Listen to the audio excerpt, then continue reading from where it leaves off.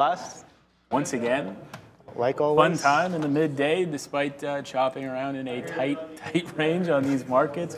Hopefully you guys get a more explosive move in the afternoon. Hopefully for me as well, we can get the market moving back to the upside. But yeah, sending it off to Sharif now at the big desk. Take care, guys. Great job, guys. Welcome to the closing show. We could not be flatter on these futures. Let's look at how North American, actually just American markets are doing. The S&P, well, it's diddling and daddling, a little above, a little bit below. When I updated it, it was up 0.04, likewise with the Dow 0.07. The NASDAQ down 0.01. You guys see the trend here? TSX up at least, a respectable 0.39. Brazil flat as well. Crude up on the day, 2/3 of a point. Bitcoin and Ethereum eking out gains. We saw the big BTC move and the requisite move in some of the equities as well. Sector-wise, guys, let's look at how we did. Healthcare, that's been red all day. Financial services, we saw Schwab as well as some other names decidedly green. We've got information technology being buoyed by the semiconductor space. Nvidia up 3%. We saw that earlier. Industrials as a result of Lockheed Martin having a positive earnings this morning. It's being buoyed, as well as GE, contractor obviously for engines. And consumer discretionary, we're seeing Expedia, Las Vegas Sands, a lot of the travel names, guys, coming into focus as, we hear a lot about consumer spending shifting from goods to services. But we have a very good trade of the day today, and it is brought to you by Neil.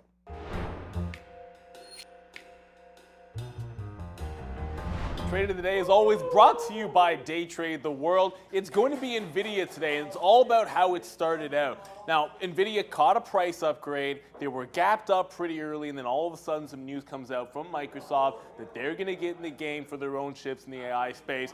That caused Nvidia to go in the tank, and when the original thesis was the big break that was potentially happening on Nvidia, we'll start it out. When you look at the 60-minute chart, you can see that 280 level. Now, you can see a pretty harsh line at that 280. Keep in mind, when we got above here previously, that was in the pre-market. So you do have that 52-week high up at that 280 level that a lot of people were looking at, myself included. We were gapped up early, looking at the potential of a breakout. We had a lower high at 78 that was going to be in play. I like the 75 level for some dips. Well, you're not getting, for me, I got off the bid at the 75 dip when it absolutely flushed early in the pre-market. And then it ended up catching a bid underneath 73. But when it opened up, the only game in town was the relief rally. Now, I wasn't taking anything until my level was established on that 78 break. It was a pretty clean breakout. Maybe we should have left it at that. We'll leave that and get that to it in a second. Took some out 79. It got up to that 280 level. I get some out right in front of 280 thinking, hey, we're going to get a pullback here. It's a monster level. Let's look for a dip. A lot of times you want to short that before you take anything to the long side. Instead, I just go immediately into the long trade on a 280 break. It doesn't really clear that far. We get to the 50. We got a couple of wins to the long side. And this is where, if that breakout, it should go right away. And a level that big, if it's going to continue, you want some confirmation. It's holding a bit above, some signs of strength. I didn't look for that, didn't wait for that actually. Was pretty impatient with it. So it comes back, get out, but the second it's back above, I'm like, let's go. Let's go for long. And this is where over trading starts to become a problem. As you can see here, I reverse short. But it doesn't matter. We've taken this break like multiple times here, and it may only be like 20 or 30 cents. When you're taking breaks and looking for the big moves, that adds up. And it was a frustrating trade for me because once it turned into the short, it was really a short. And then back into the 78 level pretty cleanly. So if you're really patient, all you had is 78 to 80 and 80 to 78, and you could have left it at that. But I'm middling at that breakout, indecision at the top instead of waiting for the short, and you're giving some back. That 78 level, no good on the way back in. Reloaded it, took out for the hit, and then I'm just sitting it out because I don't have any levels down here until it gets to 75, and it never really cleared into the 75 level. We break back out. Once 78 is taken, I'm long off that level again, 78.5 into 79.5. But then one more time, too aggressive on the reload. Sometimes it matters how you take that fill. it comes into 78, and I'm just sitting there in front of it. It's only a 50-penny hit. But a lot of times when you're playing a level like this in the middle of the day, when it did not respect it the first time, that's the key. Did not respect it the first time. You do not want to get in till it shows you consolidation. You don't have to be in here. You can get the same price if it's going to work right in here when it's breaking back out. Maybe you'll get a little bit worse for price, but it's a cleaner move to the upside. The same way I'm taking this consolidation on confirmation of the level holding, I should have been waiting for this. It's all about these little like nitty-gritty over trading moments where you just have to stick to what was really working. The big breakout off the 78 to 80, the short back into 78, and then allow the levels to establish themselves in the middle of the day. Now, as we're speaking, Nvidia is just actually tanking right now. I did reload off VWAP up there, 78, scalp trade, and stopped out before I came to do this. Nvidia now flushing back down $2. So at this point, all I can think about is, are we going to hold 76? Do we have to wait back to that 75 level? That 280 was a huge rejection. But over trading, this could have been just 3 trades realistically, but I had 5 or 6, and that's how you can give a little back. You don't have to over trade a level. Allow it to confirm, then get in with conviction, and suddenly you've got yourself a better trade. To make the trade, you have to be willing to miss the trade. That's a big one there. I would have done way better if I was just patient and only stuck to the obvious ones. The breakout was clean, the reversal was clean, diddling in the middle, not so much. That's why it's your trade of the day. Lots to learn from Nvidia. And as always, check the QR code below. Start your day trading journey right with Day Trade the World. What just happened? The QR code, scan that link, and get the watch list sent out every morning. I start my day with it always. It helps me focus on the movers. Guys, all right. You heard Neil show you there. Nvidia was going south live as he was doing the trade of the day. Apple, likewise, our first player on the rundown is Apple. There you go. Sean's already in a position. We'll get to that in a second. But yeah, Apple to the south side. It was holding that 165.80 level, guys. I was looking for a bit of a double bounce. But yeah, no, it looks like it might be other ideas here. What's up? Is the sheriff in the building? What's up? A big shout out to our friend Brendo there, enjoying his vacay. Hopefully he'll be back. Well, not hopefully. Whenever he's back. Whenever he's back, he will be back. I don't know. We talked about maybe on Friday, maybe next week, but shout out to you, Brendo, who's rocking and rolling. And you just mentioned that you had Nvidia there as the market was going down, and I was like, yeah, because we have AMD short right now. But we will. You can see on the board there, Apple is my #1 stock today. However, you know, look, I thought it was pretty easy, to be honest with you. Today we wrote it down, and where's my sticky note? It's the number. Well, it's #1 tech name on here. We have BAC. I'll talk about that. We just did a great trade on BAC, and we got railroaded on J&J. But we liked Apple breaking through 167, and we wrote down a whole bunch of reasons why. You know, basically, India was coming on board right now. We have that store in Mumbai. You know, we don't have to tell you about the population there in India. Look at this. Look at these dip buys every single damn time right now. That's worth a bang right there. 165.50. Boom, early. Nice. Like, these are big bids. Boom, right down to the upside. Huge move. This is why it's the #1 stock for me today. Comes back in. We respect that bottom again. There it is right there. 165.80 out. Average it in. Hey, came all the way down. We averaged in. This was scary, man. We almost got out. We're giving it down to 50. So when you're getting long at 70, you got to take at least 20 cents. And there it is. Right back up to the upside. Guess what? Thank you. Come again. Right there. As hopefully the Maple Leafs can ring the red light a little bit tonight there on Mr. Vasilevsky. I don't know. We're hoping for that. And I can't believe the Oilers lost last night, so hopefully that's not like anything is predetermined possible here to what's going to happen for us. But 165.72, look, the Bruins look nice. 165 came in again, and there it is. Look at this out. Like, this is 20 cents worth of risk, right? This out right there is, that's a long 72. That's an out 44. So you got 70 cents right there back in your pocket. A lot of outs right here at 166 flat. So I really like Apple. I think you just stay the course here. Try to get longs. Try to bottom pick on this name as, yes, sir. Let's go AMD right now to the downside right here as AMD keeps pushing, going to the downside. And, yeah, we're pretty happy with that trade here as tech earnings is up next. I don't think you traded Apple. Oh, you did trade Apple today. Oh, yeah. I had Apple 3 times today, and like, whoops, what the hell was that? Something just flew in front of my face. Might have been dust. I have no idea. Something flew in front of your face? No, I had like something just It is snowing outside, by the way. Oh, for the love of. It was 30 How is it going to be It was 30 degrees today. It was 84 degrees, whatever you. You know why? Because I'm like, this weekend's like, yeah, I'm gonna get my winter tires off. Like, whatever. I'm not gonna. Well, it's not. You can get your winter tires off, my guy. I know. I won't worry about that. I don't think it's rule number one in Canada. Too much. When you think the last snowfall has happened, you're getting one more. You're getting one more, guaranteed. I did have Apple. I had a break on Apple, and I wish, this is exactly, it came with a little bit of long bias when it was breaking out. I could have reversed it to the short side.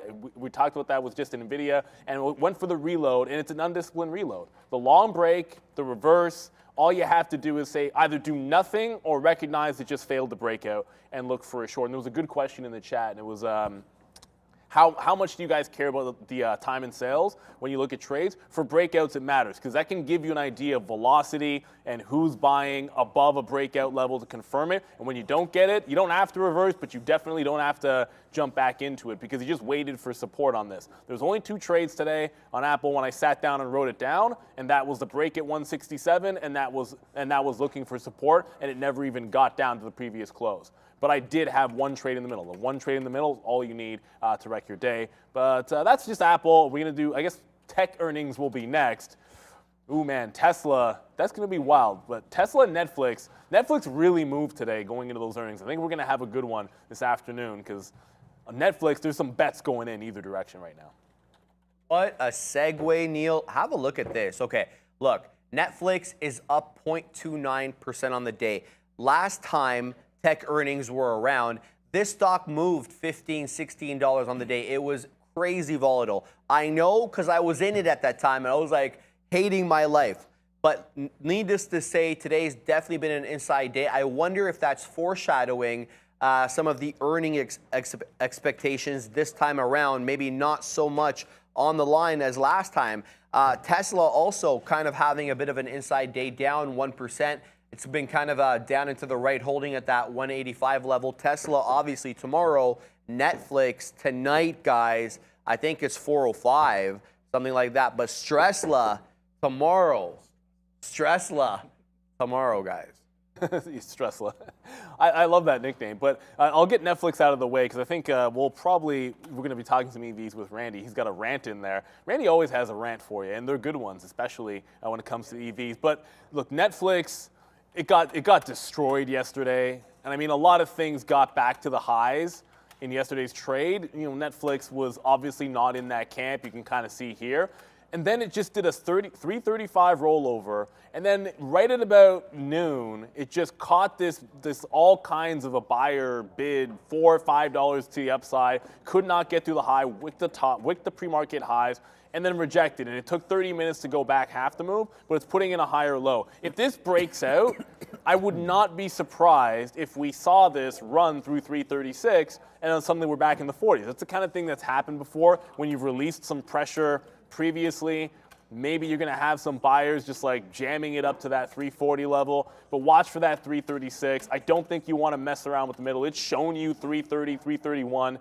That's where the long probably is for today. If it breaks that, you know you're no good. But that 36, I just can't. I'd be surprised if we're inside the way this is traded. It's got way too much volatility for me to expect that there isn't some kind of a run at the high or the low today. So watch out for Netflix. And then Tesla. I was shorting Tesla pretty much all morning long, and then 185 got broken. I got away from it. I haven't traded it since. I'll look at 186. Actually looks like it's a pretty decent short up there, but I was shorting the 85 level down to 84. It never really followed through. If you didn't have the first flush, all you had was scalp trading on Tesla. And it hasn't been bad, but it's just that early flush was the one you wanted if you could have grabbed it at 9:30.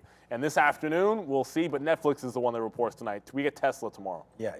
I don't know if I just asked if we had an earnings calendar because we have tech earnings on there, and I can't really think of any other ones. What else is there? Okay, he'll do it after. All right, so look, I think, forget about what Netflix is doing right now on the day. I mean, it's moving around in the market. We talked about that. You just saw all day with the midday guys that the market wasn't really too crazy. But if you're going to look at this trade here, earnings again, this is pretty much coiling up right now. I feel like it's bouncing off the 50 period. And I know Neil just did some of this work, but I think Netflix, I'm long the stock, but I think it beats. I feel like they've been coming up with some good content lately, at least. I don't know. They had that Love is Blind stuff the other day. I think that was a pretty popular show. Squid Game is not released yet, the second one, still to come. And I think the ad-supported tiers are going to be better than a lot of people think. So could be completely the other way, man. If they come out and show that there isn't too much support for that ad model there, then maybe. But I just think that we talk about Apple going into India and going into maybe some of these bigger countries with populations that don't have the GDP or whatever that we do here in North America, can't maybe spend as far as the $21.99 a month or whatever for Netflix. I just really think Netflix works at a lower tier, and I'm very, very interested to see if there are, consumers out there that are supporting that lower tier. And if they are, then I think the sky's the limit here for Netflix, to be honest with you. I would be surprised if we have a 10, 20% move up here on Netflix into these highs, and then you watch out for this 370, 360 area. I just, feel like there's more to the story. I mean, Reed Hastings is back. Feel like there's a good opportunity there. Is Reed Hastings back? There for that. I might be confusing it with Disney. But I really like Netflix. I like what they're doing. Yeah, I like what they're doing, and I think it's a winner moving forward. So if you're going to get a prediction from me, I think Netflix does beat there. So I don't know what the implied move is. I actually asked 7.7. I was going to say, do you have that? What is that well, website? Actually, let me double check. That was yesterday. Yeah, I was looking for that website. That was I just yesterday. messaged Pratt. I know he has it, but So it's optionsai.com. Oh, okay. So all I I still need. have it on Netflix. Well, you know what? Let me refresh it just to be sure. It was 7.7. I mean, it wouldn't be that much difference. No, 7.5. It really isn't any difference. So 7.5% is the expected move, but that's not a guarantee. Like obviously we've seen these where you have an expected move 5%, it goes 15 or 20, and to say that Netflix could be one of those, I don't think that's stretching it. Apologies, I'm just flipping back over to MO because there was a question. I wanted to answer a question about Reliable Rudy was asking me about Philip Morris and Altria, and I was like, I'll answer you here, Reliable Rudy. I don't look at these names too heavily. I know it's making a bit of a move here and it's trading inside, but I don't get the long term for these, and I don't trade them. I don't own them. So I'm the worst person to ask for any of the tobacco stocks. I can look at the chart and tell you it's breaking a consolidation today, so congrats. It's just giving you a move, and it's at resistance now. But every time it's bounced off 43, it's gotten to 47, 48. So congrats if you got yourself a long swing. These aren't stocks that I look at personally. All right. We have a rare special guest, guys, Randy. And anybody who works in the office knows that you're the resident EV guy. We come to you for updates. We come to you for advice about EVs. I went to him. And you got some news. We got some news regarding tax credit qualifications, as well as the other news that we heard last week about EPA regulations kind of move these. They're pushing them along. Yeah, there you go. Pushing them along. So on, March 31st, the U.S. Treasury and the Department of Energy announced that they're going to reduce the number of vehicles that are qualifying for the full $7,500 tax credit. And that's got a lot of people up in arms, but it's not a bad list. We'll go to my screen for a second. Cadillac, you'd be surprised, but it's there. Chevrolet, some of their SUVs, their pickups. Pickups sell well in the U.S. Yeah, The definitely. Lightning still qualifies, and just the Model 3 and the Model Y left. Honda, BMW, Volkswagen, Audi, missing? they're all shut out. They're not made in the U.S. They make ICE cars here, but they don't make electrics. Now, And that's part of the Build Back Better and the Build America. the qualifying parts in the car and final assembly qualify for that percentage that Biden wants in order to get the tax credit back. You know what? They're not moving the goalposts. Is it going to really affect sales? No, it's not. There's cheaper and cheaper cars coming to market. Don't forget, you still get a tax credit on resale. That's what I was going to get to. Up to $4,000 Okay. on a second-hand vehicle. So if you buy a used Model 3, you buy a used Model Y, you still qualify for the credit. More people are still going to get into the market. I don't think it's going to hurt sales at all. They're not moving the goalposts. There's diminishing returns for the U.S. Fed to do this. There's still state incentives, some states. And they're really like realistic with the fact that they can't produce these en masse. So if they want more market entrance, they're going to have to go into the resale market and give incentives there. So who knows how long that lasts. Well, there's still supply chain challenges. I mean, COVID's not such a thing anymore, but there's still lots of supply chain challenges in getting these products to market. You still have to order these things. Other than Tesla, try and find an electric on the market. There's not that many in inventory. So they got to play with the numbers here, but I think what do you like out of that? Who do you like out of the group here? Who's standing out to you? Oh boy. I'm going to say Ford. Ford. The Lightning is going to sell incredibly well. There's pent-up demand. Everybody drives a pickup in the U.S. Not everybody, but they love the pickups. Rivian's nowhere to be found in terms of production numbers. The Cybertruck's not here yet. GM and Stellantis, Dodge, are coming with their electric pickups. Are they here yet? Not in large numbers. So I think it's Ford's turn to rule the roost. If they can solve their production problems, keep their supply chain tight, stop the recall nonsense. What they did, they're going Southeast Asia for their battery plant. They're looking. I don't know if it was a mining facility or a battery plant. Battery play in Asia, plus the new Oakville plant coming on board for EVs. So Biden's plan is working. Are they going to issue a whole ton more cuts? I don't think so. But and like we were talking about off camera, what's made in southeastern Ontario and Canada qualifies under the Build Back Better America umbrella, right? Does. And this is why Volkswagen's going to build a battery plant in southwestern Ontario. It's close to the Windsor corridor. They can still make vehicles, get them across the border to U.S. customers, and still qualify for that portion of the percentage for assembly and final components that will bring that tax credit back. It's a big thing. It's working. It's taken its time. Again, supply chain's hampering a lot of it, but it is working. I don't think they're going to really affect sales at all. All right. Any EVs on the radar, guys? I actually like what he's talking about there with Ford. Yo, what's up? There we go. What's up? There it is. Sup? Yeah, I actually like. Well, I like the sort of the Ford talk there. It's we did that stalking the streets a couple times in the Ford Mustang and the Mach-E, and of course the truck, as you were just mentioning there, the F-150 being electrified. I think that's enough. You don't need to sort of overflow your fleet, with all these EV names. If you have a couple on board like Ford's going to have there, I think that makes sense. And then plus, if you come here to the chart, you'll see that Ford has this 11 bottom that I think is the solid name there. And just a solid pick. I mean, you go all the way back to May of 2022 here, where Ford bottoms out at 11, and we've hit that a couple of times. Now you're kind of in the middle. If you like it, I think you can wait always until earnings, but I like Ford in this spot here. It's not much of a day trade recently. I guess we're just, again, going to wait for earnings to come through, and let's just double check. Still have Mullen checked out there. May 2nd, so 2 weeks away from Ford to come through here on that. Obviously, the short float's not an issue, but Ford is kind of in the same spot it's been in for the last 20 years. I mean, it goes up, it goes down. It had a big move on Rivian news, but they've divested from Rivian. So I would say, yeah, Ford for me is the most interesting play here. I think Tesla is the most interesting play, but we always talk Tesla. Yeah, and if you're going to use Ford sort of as a baseline there, I prefer Ford over GM just for that reason. But I do like the Cadillac. I do like the Corvette. I think there's lots of opportunities here. It's just, are EVs hot right now? Stock's kind of going to sleep. Let's see what happens with earnings coming through, and it all starts tomorrow, of course, with Tesla.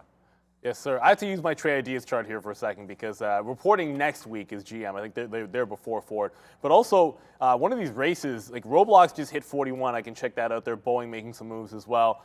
But like GM, and this is more about the overall space in general, like the Equinox at 30K, and essentially the way prices are starting to come down, this is going to be an interesting challenge. When you start getting $30,000 EVs, it gets a little bit more interesting in actually getting people to convert. Now, quite frankly, this stock, it really needs to break out. You can see 37 in here. That's just absolutely got to go. I don't think you're touching. Like Ford has the 11 level. GM's got the low 30s. It's tit for tat. Pick your poison. I use that chart because my daily doesn't even seem to want to load here. But that's, those are the legacy names out there. They're safe to a certain extent.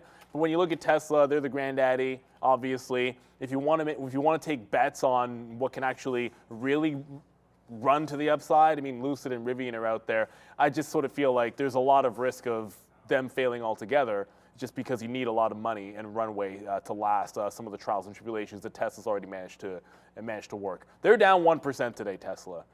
And right now it feels as if we're sort of inside day. And if it's inside day, maybe it's just short in front of 186. Maybe we're going long. I don't know.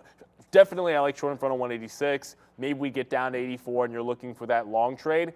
But that has been gold if you played the range. My last short, I stopped it out, got back in below 85, playing that level, took $1, and then the other half I took the hit. So the levels are 86, and I was playing 85 one too many times there. But Tesla's the one for the next couple of days here that we're going to focus on because they have the earnings, quite frankly. And expectations are high for them. It's going to be more of a challenge for them to beat them. I know they're doing a lot of the cost cutting. That might not be the best for them. I did want to talk about Google. We talked about tech and Apple. I didn't mention a trade that I'm in. I went from long Google 105, scalping it. When it broke down at the 70 level, I just started shorting the top end. I have 75 short. I got some out a couple of times in front of the low of the day, which is 104.40. And now it's challenging back up to this 105. So I have Apple long, I have Google short. If Tesla gets to 186, I do like that short trade. And I'm out of Roblox. For those that I was just pointing that out that on the trade ideas, that 41 level, it's through. I haven't gone into the long because there's not a lot of velocity above it. I mean, I'm watching paint dry on the time and sales above 41 here, so I'm hesitating to jump back into this one above 41 even. But Roblox, good recovery day 2 here. We didn't really talk about it much this morning, but it held 40 like a champion, and now it's breaking that 41. All right, guys, BTC holding on to 30,000, but barely. Retraced right into VWAP here on the chart, right at the 30,000, right at about that 2 o'clock time. And now retracing up, holding 30,000. Now we saw some of these equities really give up the ghost earlier. There's a chart on Mara. It's down and to the right, finding a bit of a bottom now at yesterday's close at 1150 area. Likewise with coin, but it is red on the day. Coin now down 0.75 percentage point. Any play on any of these BTC names, guys? Well, I don't. The short probably is done on Coinbase, especially if the market just decides to break up from here. I won't be happy with my coin trade. The second trade I'm happy with. The first trade obviously not. You can kind of see why. Like 72 got up there. It got into the short zone. It didn't really give you the chance to load up in front of 72, but still holding past the 70 level would have made some sense. They're trying to get back into it beneath 70. Once it gave a consolidation, like there's nothing. Once it does this, like, well, it's easy to get this short because it's showing you consolidation underneath 69. So you short 69 to 68, and then the rest is 67. Like, that's pretty simple. It's when you get that top, not kind of rushing to get out of it because everything felt so strong. But you saw it's a theme. It was a theme today because one of the mistakes with Nvidia was too aggressive buying the dip, and then Apple. Get away from the levels, too aggressive buying the dip. Well, at the same moment, I was getting out of Coinbase short. So I had top on Coinbase, but because I was believing in the long a little bit too much, I was rushing to get out of that and rushing to buy dips when that was not the play today. When this market makes a top early, how many times have we not gotten back to the low? It seems to always happen, and you want to make sure you're giving it a chance for these big retracements that we keep having, and then allow the move to start coming back up, and then you can start working for longs, or then get out of your shorts, because the whipsaw action has been real in these markets. How many times are we going bottom to top, and it's just allow it to happen. Do not chase dips when the market fails a top at 9:30. It doesn't work. It hasn't worked for a long time, and if you've got the top on a stock, which usually dumps, then hold on to it. And Coinbase usually dumps when it gets to 72. It just happens. I'm not going to here to tell you why. I'm here to tell you that it just happens, so you want to take advantage of it as a trader. All right. Yeah. I mean, the only one we really ever talk about is Coinbase. Yeah, what I did notice though was Mara and Riot were really going the last couple of days. But look what's been happening recently here. Straight to the downside, bouncing again off of yesterday's close. So this could be a level right there, 1140 on Mara, another blockchain name here. Could get going. So just watch out for that. I think Mara's a play down there off that bottom. You could just continue to watch it. I mean, if we're going to look at Bitcoin again as a whole, you're still not doing too much here on BTC. Actually, the move is happening right now. Let me just go through, see a 5-minute move. Yeah, it's starting to go back upside, up to 30. Bounced off 30 flat right there. So that was good. Yeah, that makes sense. Bounce off 30,000, now nicely back up. We'll see if it can take out this 30,500 level. Yeah, so yeah, actually a nice little bounce happening right now for us on BTC. So yeah, if you get it in there. We do have, remember, the BTCC, the GBTC here. Shout out to Jeff Mendel and everybody over at OTC markets. Oh yeah, look, there's my VWAP screwing up again. Look at this, all over the place. But GBTC up another 2% today. And you could just tell, nice move there with the last little bump in pricing for Bitcoin. So 11 back in March, up to 17, 18 right now. That's GBTC. And of course, the Ethereum grayscale product is ETHE. Sometimes we get questions about all of that, and this has been the same sort of a way back up from 8 to 11 right now, looking to take out some of these levels. But we know that's $2,000 right there on ETHE or on Ether, but ETHE. So a couple names to look at there if you're looking for, I mean, the volume's pretty weak, but if you're looking for sort of exposure to Bitcoin and not want to get into an equity name, these ones are the ETF basically for Bitcoin and Ethereum. You gotta love these pictures that Fahadi's using here in the description. I love that Bitcoin on the chain. All right, guys, Nvidia. This was really strong earlier. It's up to 2.11% at the moment, but it was up over 4%. This one getting a double upgrade from HSBC. Giving up a little bit, flat. At the moment, anything on this? I mean, you guys saw Neil kill it earlier. Yeah, never mind. I wanted to get to a super chat in a quick second there. I was just about to tell Sean something. We'll go back to Nvidia. But to me, I'm not happy with Nvidia. Like the smartest thing that I think I did this morning wasn't taking the break or getting the reversal. It's just, look, I don't like the fact that you get in and out there, take 25-cent hit, 30-cent hit, 50-cent hit, like it just chews away. Like even these longs in here, like you're just throwing away for no reason. But the smart thing to do, and this happens all the time, if in the pre-market something is happening that doesn't make sense to you, it's just too strong of a move, you don't have to take the dip buys. Like how many times, like we'll be sitting here, we're doing the show, and it's like we have our levels, we like the stock, and you put a bid in there, and then next thing you know, we're getting filled at like 8:45 or like 9:02, and it's like, oh crap, I didn't think that was going to come in. And then maybe it's news, maybe it's the market or whatever it was. But that's what happened on Nvidia. Getting away from it made sense. However, 75 could have been a breakout. I did like that level. I could have had 75. That's what I would do differently. It looks like 75 is catching a bid for now.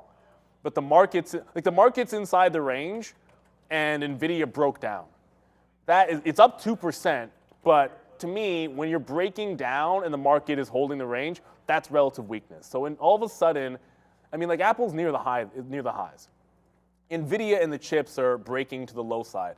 I mean, actually, Google's pretty. I don't know, why is Google so bloody weak, man? I thought it would have some recovery, but anyways, it is weak. So Nvidia, I think you're looking for the short this afternoon.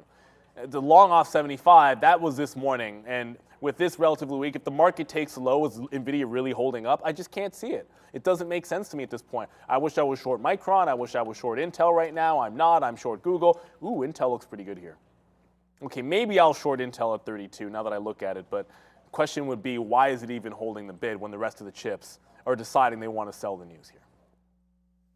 Yeah, I mean, I agree.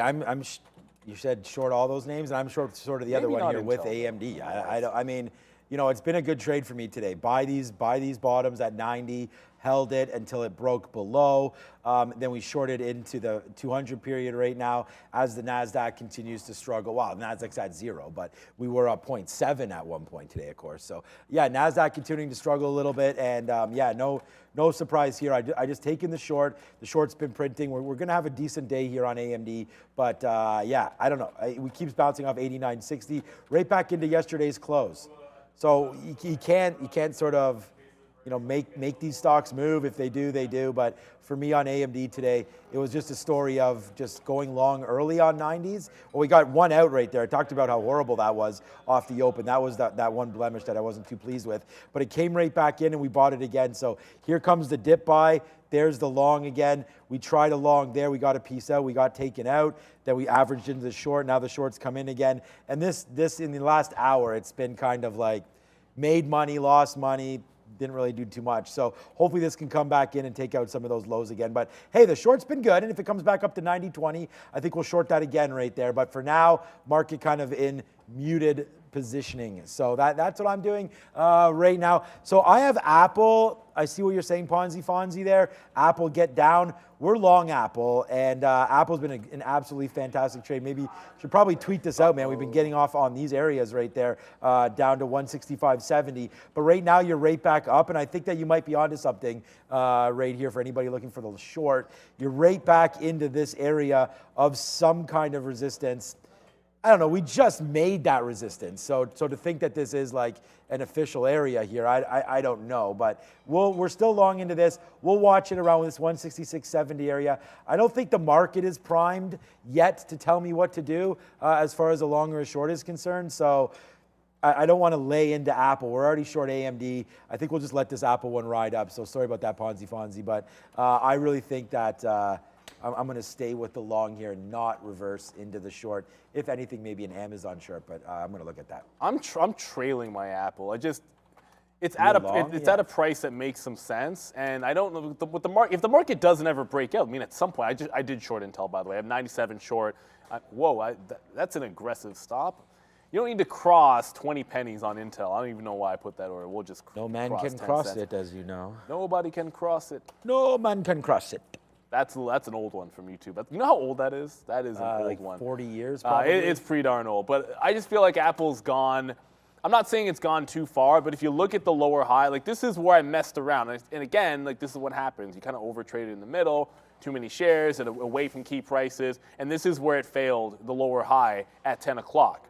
Right here at 166.80, and that's the same place we are now. So if it breaks out, great. Let's look high of the day above 167. Which was a big level. That was the breakout level earlier. If it doesn't break here and the market continues to flush, it continues to hold the low, then I think we're watching 164.5. That's where I want to trail just underneath that. You're right. I did miss the super chat. It's so easy to get distracted, and we apologize for it. It's like you're live trading, and then we're doing the rundown. We have Randy as a guest. We're paying attention to the knowledge he's dropping. But if we can, I'll try to. There we go. Mr. Westermeyer, you're long ALLR. Oh, goodness, I hated that stock today. All R. It did a break. I like that, all R. That's all R, the $3 break. Look, a whopping 10 cents. I had a reload in front of 60s. It broke down. The best thing I did was get out of it here because it just rolled over and dropped $1.50. Usually, I mean, you're long at $1.43. So, again, I don't know when you got. If you got long here and didn't get anything out at 3, I mean, that doesn't make any sense. But if you're long on the retrace, if this was the first time it had made a move, that's a much better long because you can have like the second push. But it's already done 150 to 350 to consolidate at $1 to go break out from $1 again, make a lower high. Like it just, I don't know. It's probably going back to retest $1. That's an obvious stop level, but if it's too obvious, then everyone's going to have the same stop, and they're looking for the next move, which to me is usually even smaller than the last couple. So you're probably, hunting for like 220 or something like that. Risk reward's not bad because you haven't out at $1 on this stock. It just doesn't feel like it's doing that today. Volume's died down. You guys can see the volume there. Absolutely dead. But it's twice held $1 and gone $1 to $3.50, $1 to $3, $1 to $2.20, $2.50 would make some sense. But I think the third, fourth time these things make these moves, you kind of want to give up on them at some point. So we'll have a look at this ALLR maybe tomorrow. If it gets to $1, it could be worth that defend. I'm done with this one today because it's really not that interesting and the volume is completely dead. Yeah, we have. I was looking at the futures right now and just thinking that. Let me talk about this quickly. I've just been getting out here on AMD. It doesn't want to go down. The futures are now above the 200 period. The 50 period, and starting to go back to the upside. So now that I even see this, I want to put another bid at 91. All right, maybe 90. Let me punch some out at 93 there. Sometimes I don't do that and I get run over. But there you go. Take out some 93s. Now we'll get a 91, basically, meaning we got some 92s right there. We'll hold it, but if it breaks through 90 right there, we'll give it a few more pennies to the upside. I was going to hold till 90.20, but now that I see where this is going right now, I don't, if it comes back down, great for us, but I like the market. I'm just adjusting my stop order here to make sure that we get the right amount of shares coming through. If it goes down, great, but AMD again today, zeros and zeros on the market, but the market was trying to break higher. I just see this 13,200 and think that if we take it, we could at least bump into here, 13,225 or so. So I would say let's watch out for the market right now. Looking like it wants to come back down to the downside. Hold on a second. What? I think you got that wrong. I think if it breaks, put Sean's chart back up. Right here. What Sean meant to say is that it'll break that 13.2, Yes. completely ignore the Yes. next level up, Yes. and wick top Up here. 13.3 by 1 point, just the Did I quarter. not- oh, I didn't say that? That's all I need. And then the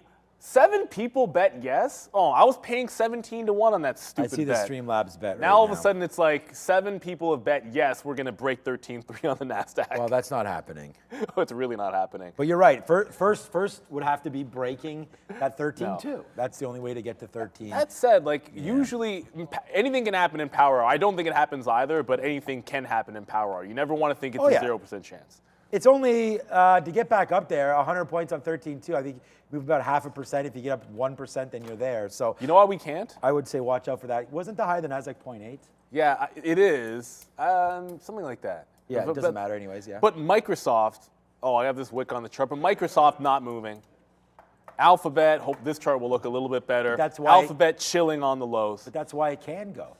We can go, but the reason nothing is happening Yeah. here, you're not breaking out the range. Apple is strong right now, but you're not breaking out the range you're holding the bottom end of the range on Alphabet, you're holding beneath VWAP and barcoding on Microsoft, Tesla's not doing a heck of a lot. There's not much happening. And on top of that, you had Nvidia breakdown.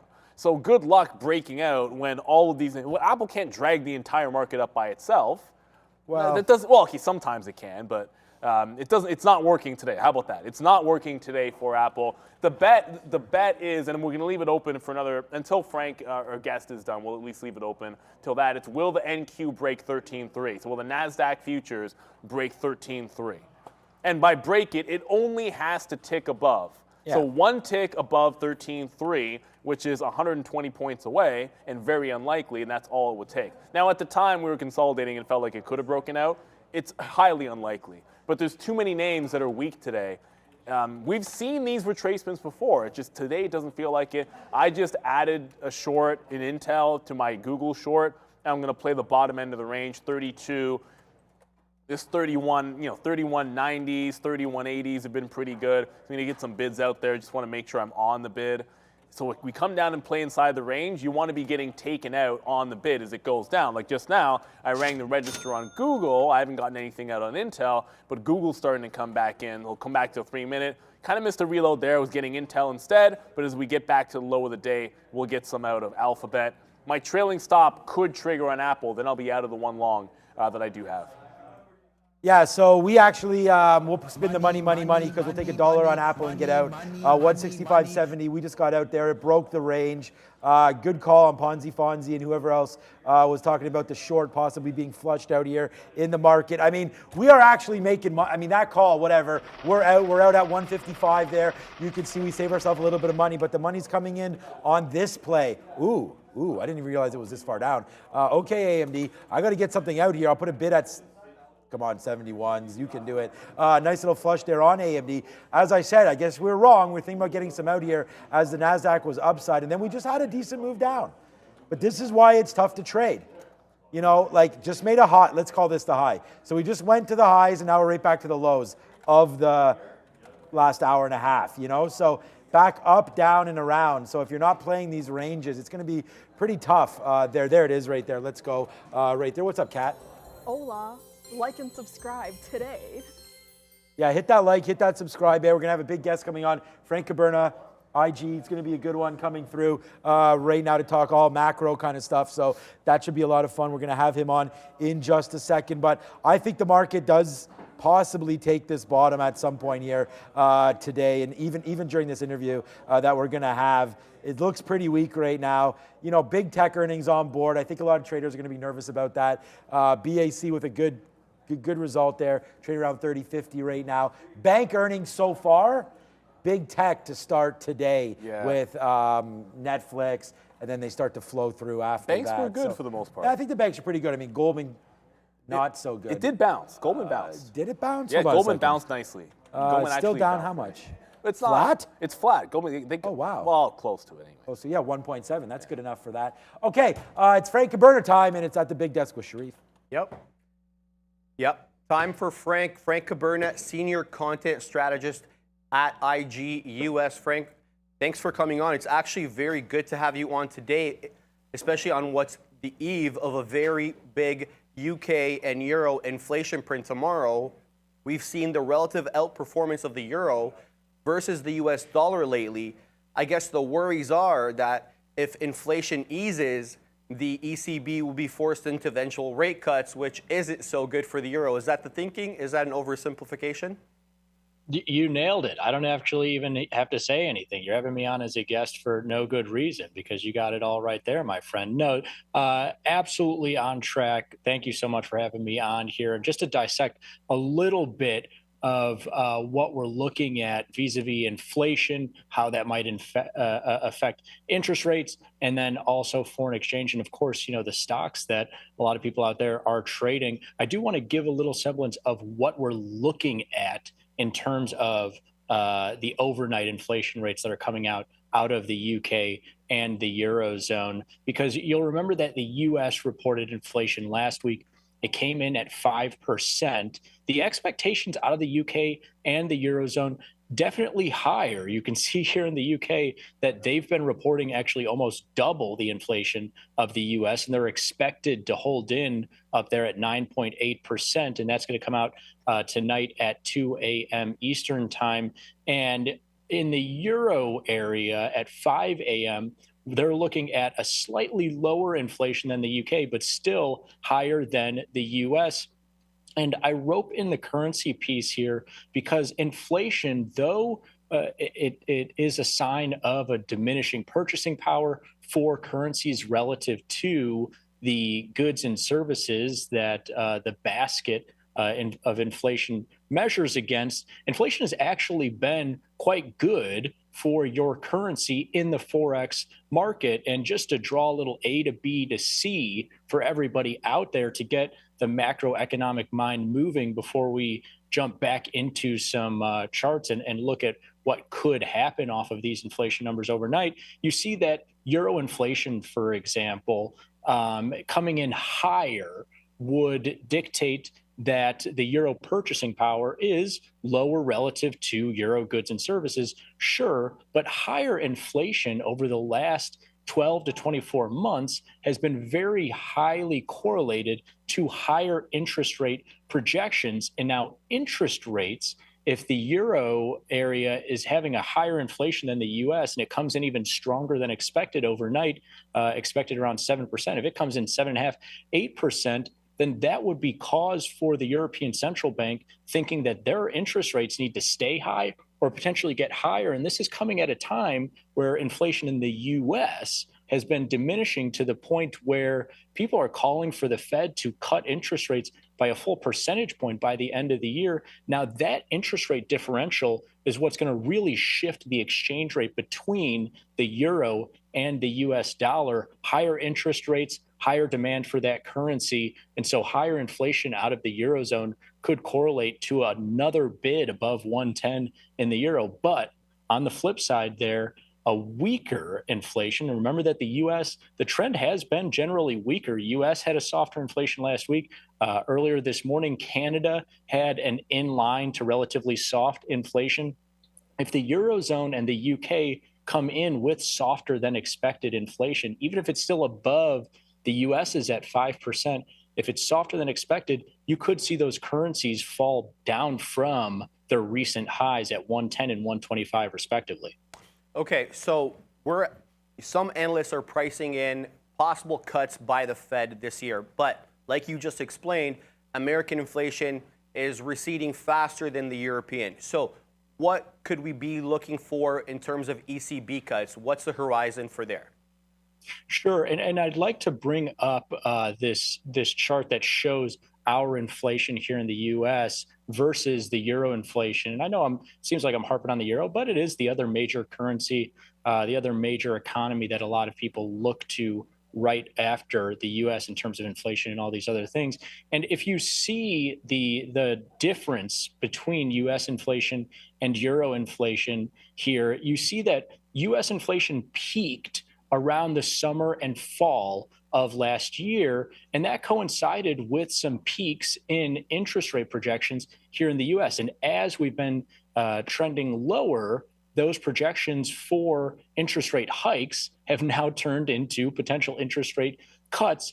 The ECB right now is more where we were last summer and fall, where they're kind of holding in where they've gotten to with potential hikes still on the board. And you can see here that that trend of where we were last summer and fall is really coinciding with where the Euro area was this most recent winter and now. And the idea would be that they could turn the corner here and start talking about cuts in the next couple of meetings if, for example, tomorrow's inflation comes in at 6% or even lower, then they would be right on par with the US. But of course, their inflation is projected to be still at 7%. It could come in at 7.5%. UK inflation could still be double digits. And if that's the case, then they're going to need to diverge from what the Fed has been talking about with these potential rate cuts down the line here. And that could, cause currency markets to really go haywire here, could cause even further devaluation in the US dollar on what's already been a really tough 2023 for that currency. Frank, some people say the Europeans were sort of spared with having a good winter, and as a result, nat gas prices weren't what they could have been. Is that always a looming threat? Is energy always a looming threat for Europe? Yeah, it absolutely can be. But what's been interesting actually for the last 12 to 24 months, amid all of this inflation kind of running up, peaking and subsiding over the last 3 or 4 months, the energy price rise and fall in both natural gas prices and crude oil prices, they've been more of a global story, even though a lot of it came from the Russian-Ukrainian war, and that's still very much out there. And we've got crude oil prices back above $80. Until that becomes more of a regional story, whereby natural gas or crude oil demand is really flourishing in the Euro area relative to the U.S., or if there is some kind of more specific supply risk in the Euro area relative to the U.S., you're likely to continue to see this global type movement around currencies and those energy prices. And as we're seeing right now, natural gas obviously not jumping at all from those lows, just still hovering around 2.25. But it's absolutely something that we could see. And I mean, even last summer, we saw a lot of natural gas volatility, which was very unseasonal. So this stuff can come out of nowhere. And that's why I like to say with this inflation story, everything looks like it's trending lower, but one of these economies can have a one-off story. And it might be that Euro area or the UK, especially that UK piece. If they hang up there near double digits inflation, then that British pound is going to be a real big story in the coming weeks and months. All right. Let's talk a little gold. What do we got on here? We got gold at 2,000. My friend.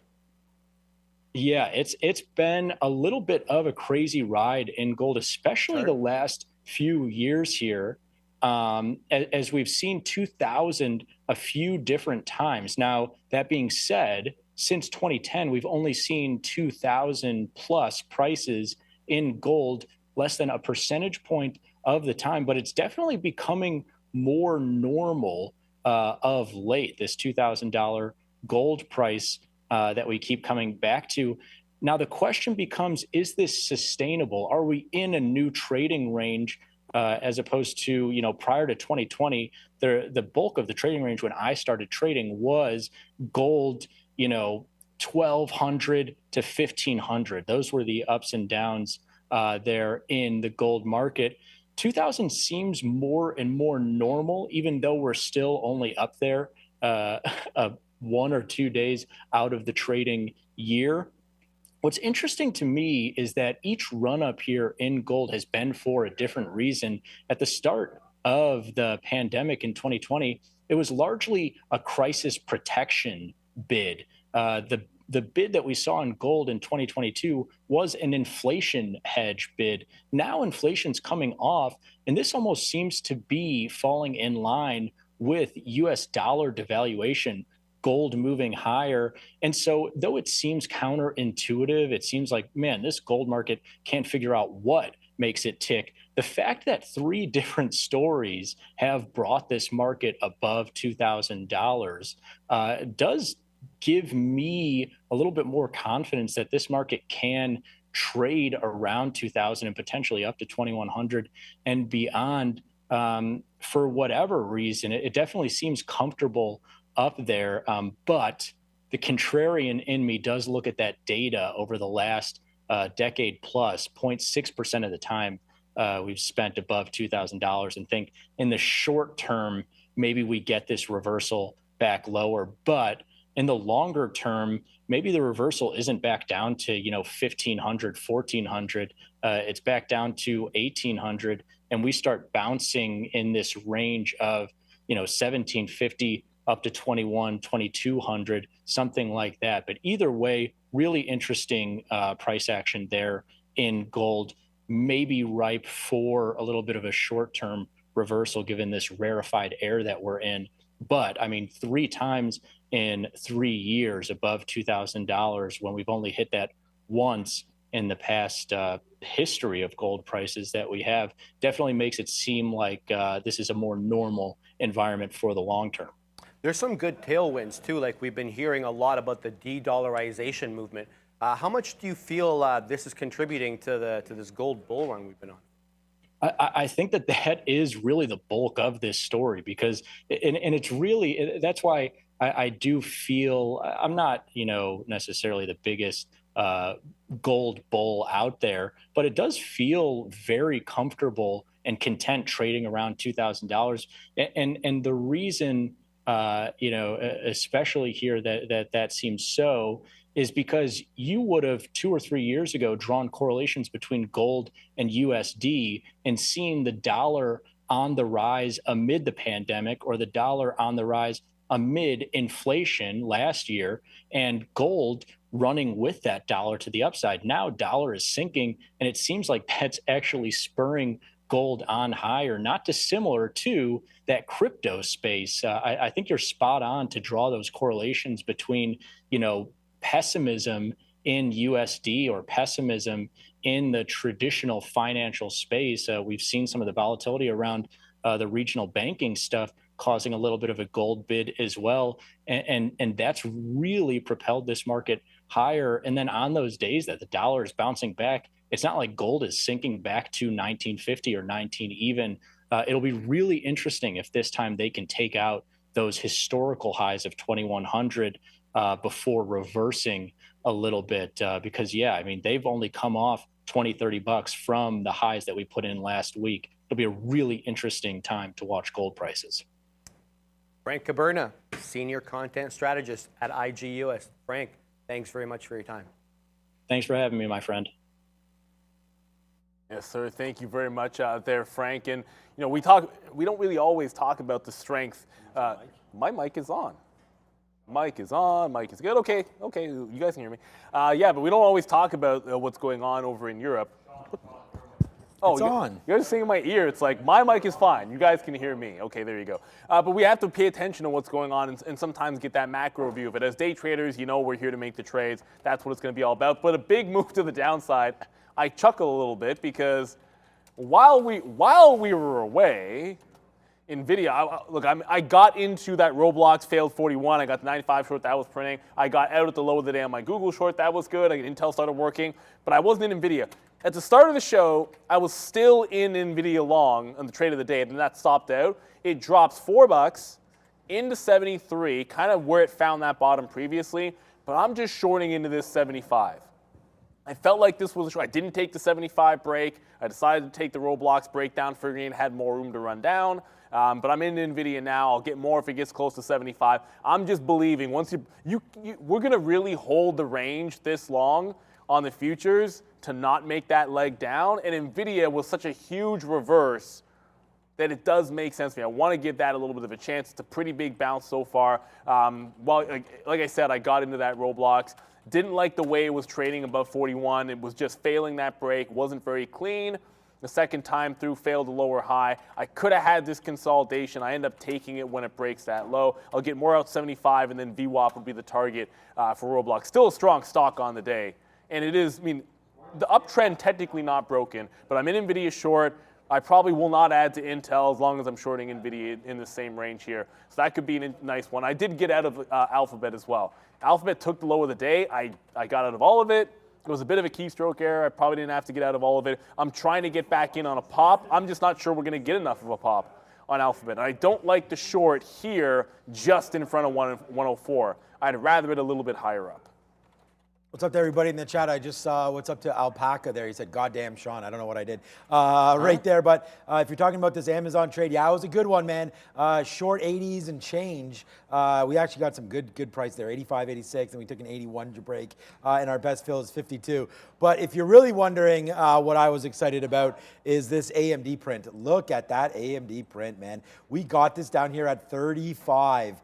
Like, it was just falling down. I'm like, this is good enough. There was no levels, but this just fell in. I was like, I'll take it. Took it, and then it just ripped back up to the upside. So we're pretty light now on Amazon and on AMD. So yes, sir, that was a good one. And sometimes this is the life of a day trader. And if you're joining us now for the first time, Neil and I have to be flat out on every single trade at the end of the day. So we can't hold anything. I flipped from long AMD here into the short just because the market, right? I mean, the market's broken down a little bit, and I just preferred the short. It gave me a level right here. I mean, if I could take all these off, let me just show you quickly here. If I take off all these fills, take them off, part fills and fills, oops, right there, get them out. And then you look at this chart again, like without all the fills, looks a little more sane. But, you know, this 90-20 right there, right? Like that to me, you know, it kept going. We had the 50 period there. Now the 50 period's come down, but, you know, it was riding upside there. Now you have the 200 protecting, but right there, 90-20. If we were going to be wrong, forget about VWAP. I actually should take it off. I'm going to have to find that out. You know, I'm going to take it off this chart because it's not working. So, you know, but right there, 90-20 was a good level, so that's where we shorted, brought it back down, and we somehow got that bottom. We actually got 35. It looks like the bottom wick was 33, but it's coming back in right now to the short side. So just so you can see what a normal chart looks like, and then there's 90 right here where we were buying 90s. So we let AMD fall down today, buy those 90s.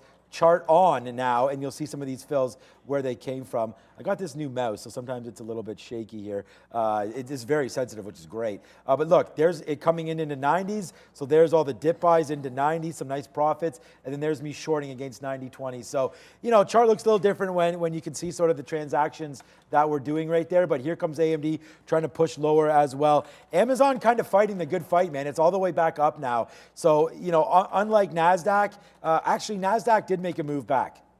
So we could probably short more Amazon right now into this level. 101, ooh, we just got 101.80. All right, I'm gonna put on some more short here for Amazon. We could talk about my BAC trade and everything after this. But right now we'll put on a short. We'll take some more at 75 if we can get it. And I'm just looking, honestly, I was upping it here to about 102. So you know, this is how I sort of try to figure out what we're trying to do.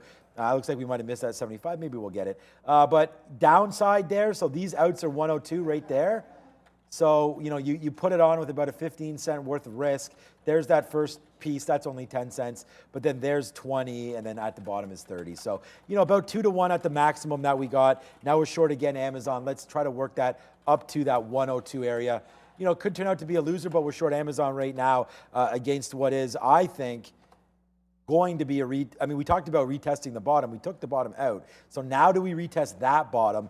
You know, we'll get out of Amazon if it's in trouble, but I don't think we have that to worry about until we at least break the 50 period, which is still about 10 handles away. So we'll see. Yeah, I mean, the only thing I'm reloading at these levels, Nvidia 275 because it's a level. But I wanted to answer a question. Primitive Trader just asked the chat, if I live in America, can I still buy your day trade course? We don't actually sell a day trade course. We actually don't sell anything. You know, Sean and I and the midday guys, we're trading live on a prop floor. That prop floor is a Day Trade the World office. So you can't, like, Day Trade the World doesn't operate in the US. So that does mean you can't, trade on the same platform as us if you're in the U.S. But we're not selling anything. We're just here for you guys free live every single day on YouTube. There is that campus course that we've been talking about, which you do have to be located in Canada. It's not really a course. It's just a program, and it is also free. Now, you're not even paying for that campus program. Like, all you have to do is be in the GTA and then sign up and go to the website. We'll get it for you a little bit later on because I want to get to Netflix very quickly here. But, yeah, we're not selling anything here except for good vibes, hopefully. There's the campus program. You can scan the QR code below. But you do have to be in Canada for that. But it is free. Day Trade the World does not charge. Do not discriminate. We're not charging anybody. And that's just not, it's not our MO. That's what other people might do. And, to each their own. I'm not here to, say good or bad about anybody else. QR code works. Yeah, the QR. Thank goodness. I wanted to retest it there, just because. Just so I to got be the sure. phone out, I QR Just to be coded it, sure. and it does work because we did have that one time where it wasn't working. Well, I remember that. I just wanted to make sure. But thanks, Fahad, for that. Dicey. So QR code working. You know what's strong? I love that Google short. Netflix. Netflix bounces off 333 and just bounced $2 when the market's on the lows. So I said I wouldn't be surprised if this ran and took a shot at 336. Probably should have bought this dip at 333, but I'm not chasing the move. 336 is overhead resistance. You want to buy the dip on this, I think. I don't think you want to necessarily chase that long. Apple is also strong. I mean, look, Apple doesn't break 186 either. Like, what are the strong names in the market? Apple holding 186. I had an accidental short that I should have held on to, but it was accidental, so I didn't. So 186 can look pretty, sorry, 166 here on Apple can look pretty good. 333 over on Netflix. It's a tale of many cities here because I get out of Google when it looks like we're bouncing, and it's not even. You get $3. How many days do you get a $3 bounce on Netflix, a $1 bounce on Apple, and you're still at the lows on Alphabet? It's just a different market right now. Like the names, like the AI type names, and that are like Microsoft and Google have been going tit for tat there. The chips are doing their own thing often, and it's another one here for Alphabet. It is just incredibly weak. Sometimes you got to flip the script, and once it was beneath 105, it was time to flip the script. It's not a big enough pop to short it just yet. Nvidia is going to be my concern at 275, but I do want to still work that short on Google because if we're right back in the same range we sat all afternoon, and Google is still not breaking upside. Like, that's weakness if I've seen it.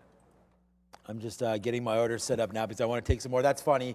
I went up to James Dean there. Where were you in the chat? James Dean. It's James D, but it's right here. Sorry. It's break out the worm. We need some rebounds. So if you know who he's referencing, obviously Neil does, but put it there in the chat. And yeah, I have a really funny SneakerCon shirt with this person on it. So everybody knows, and I wish the Raptors would have been able to acquire his services, although he's probably 55 years old. Or a player like that. At this time. What, Jacob Pertl's not like that? Okay, let's wait to see what happens. Good thing we paid a $1. For how much we paid for him, he damn sure better be like that.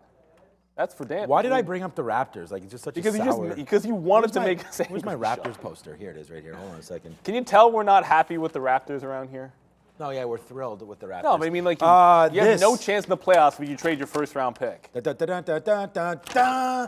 There it is right now, the 2019 Raptors NBA champ. This is not a bubble win, LeBron. This is a real win right now. So we'll see what happens right there. Where's Kawhi? What's up, Kawhi, right there? Where's Serge Ibaka is in the building. Shout out to Kyle Lowry. Good luck. Man. Although Kyle Lowry got 2 points and like 4 assists the other night, so not a great job there. But look at that skyline. He knows. Look at that skyline he knows right where there. he's supposed to be. You know. So, anyways, that's the Raptors. We the North. Sorry, Raptors. It's just not good anymore. How is OG? Oh, Anunoby doing? Norman Powell. How was OG Anunoby? Anunoby's, we should have traded that guy. That's for damn sure. Right there. Oh, Danny Green. I mean, there was a lot of good guys on here. Yeah, glue players. For sure. You Marc had Gasol. You had everything you needed on that team. You had glue guys. You had space defenders. You had pretty much everything. But Fred VanVleet. Van Vliet was.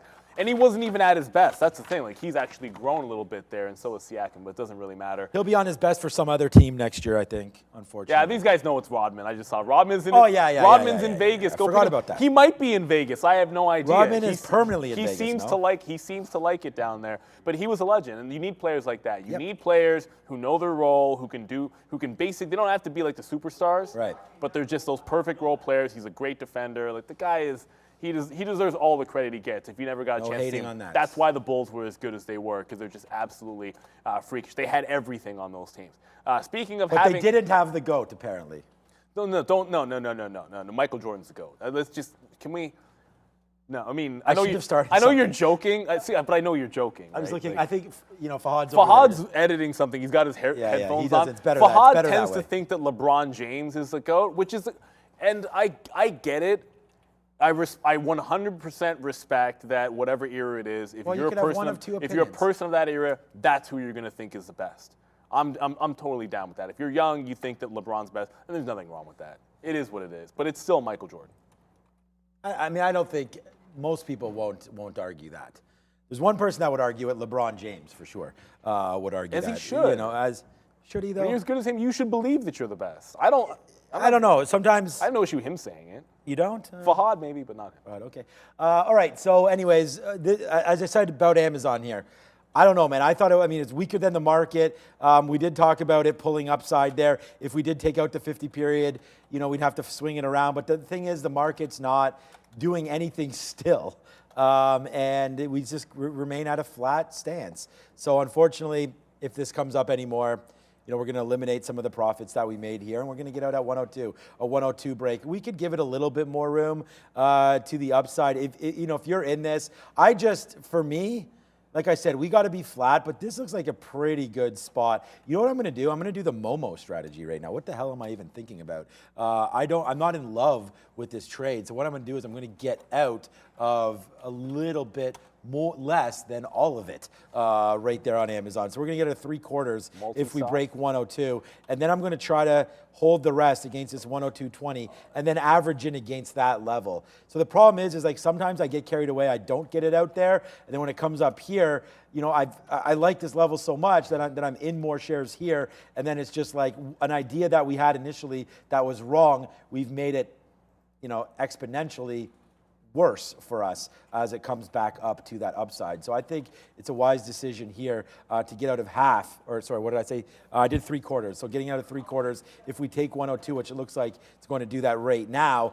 So let's just consider this out here at 102 for a 3/4, and then an average back in somewhere around this 200 period. Let's call it 102.10. We'll put those shares back on, and then look for another 10-cent hitter if it does rip up to that upside. Another trade idea that I'm looking at here, again, I want to use 90 as my out for AMD. So if I'm going to use 90 as the out, we've actually just really cleaned up this short. We have nothing left. I have 10% left. So I'm trying to enter a new position. My AMD short starts right here at 90, so we just miss it. I mean, we know we could take it at 95. That's not horrible. Let's start it in here, though, at 90. If it takes down 90, then we'll get out of this one as well. These aren't like, if the market was moving and if we had some reasons here to load in or maybe there's stocks that you can find, and I'm willing to talk to anybody about that, but like PTPI, I see people talking about it. Oh, that's cool. We can look at that, PTPI, quickly to see if there is any movement in that. 1 million float on that. Yeah, that's the one there, and it is taking out highs right now. Yeah. There goes PTPI breaking through $6. So yeah, man, congratulations! You put some money in your pocket right there as you got some dip buys right into $5 again. Makes sense, right into the 50 period. Coming back, you buy that dip there, and your out could be somewhere down here, 490. You have a nice little winner for you right now on PTPI. So if we're going to look at that on a daily chart, though, have we been up here before? This is one that reverse split, right? Yeah, 10-1, so 50 cents up there to $5. Whenever something reverse splits, get the hell out that first day or the next day.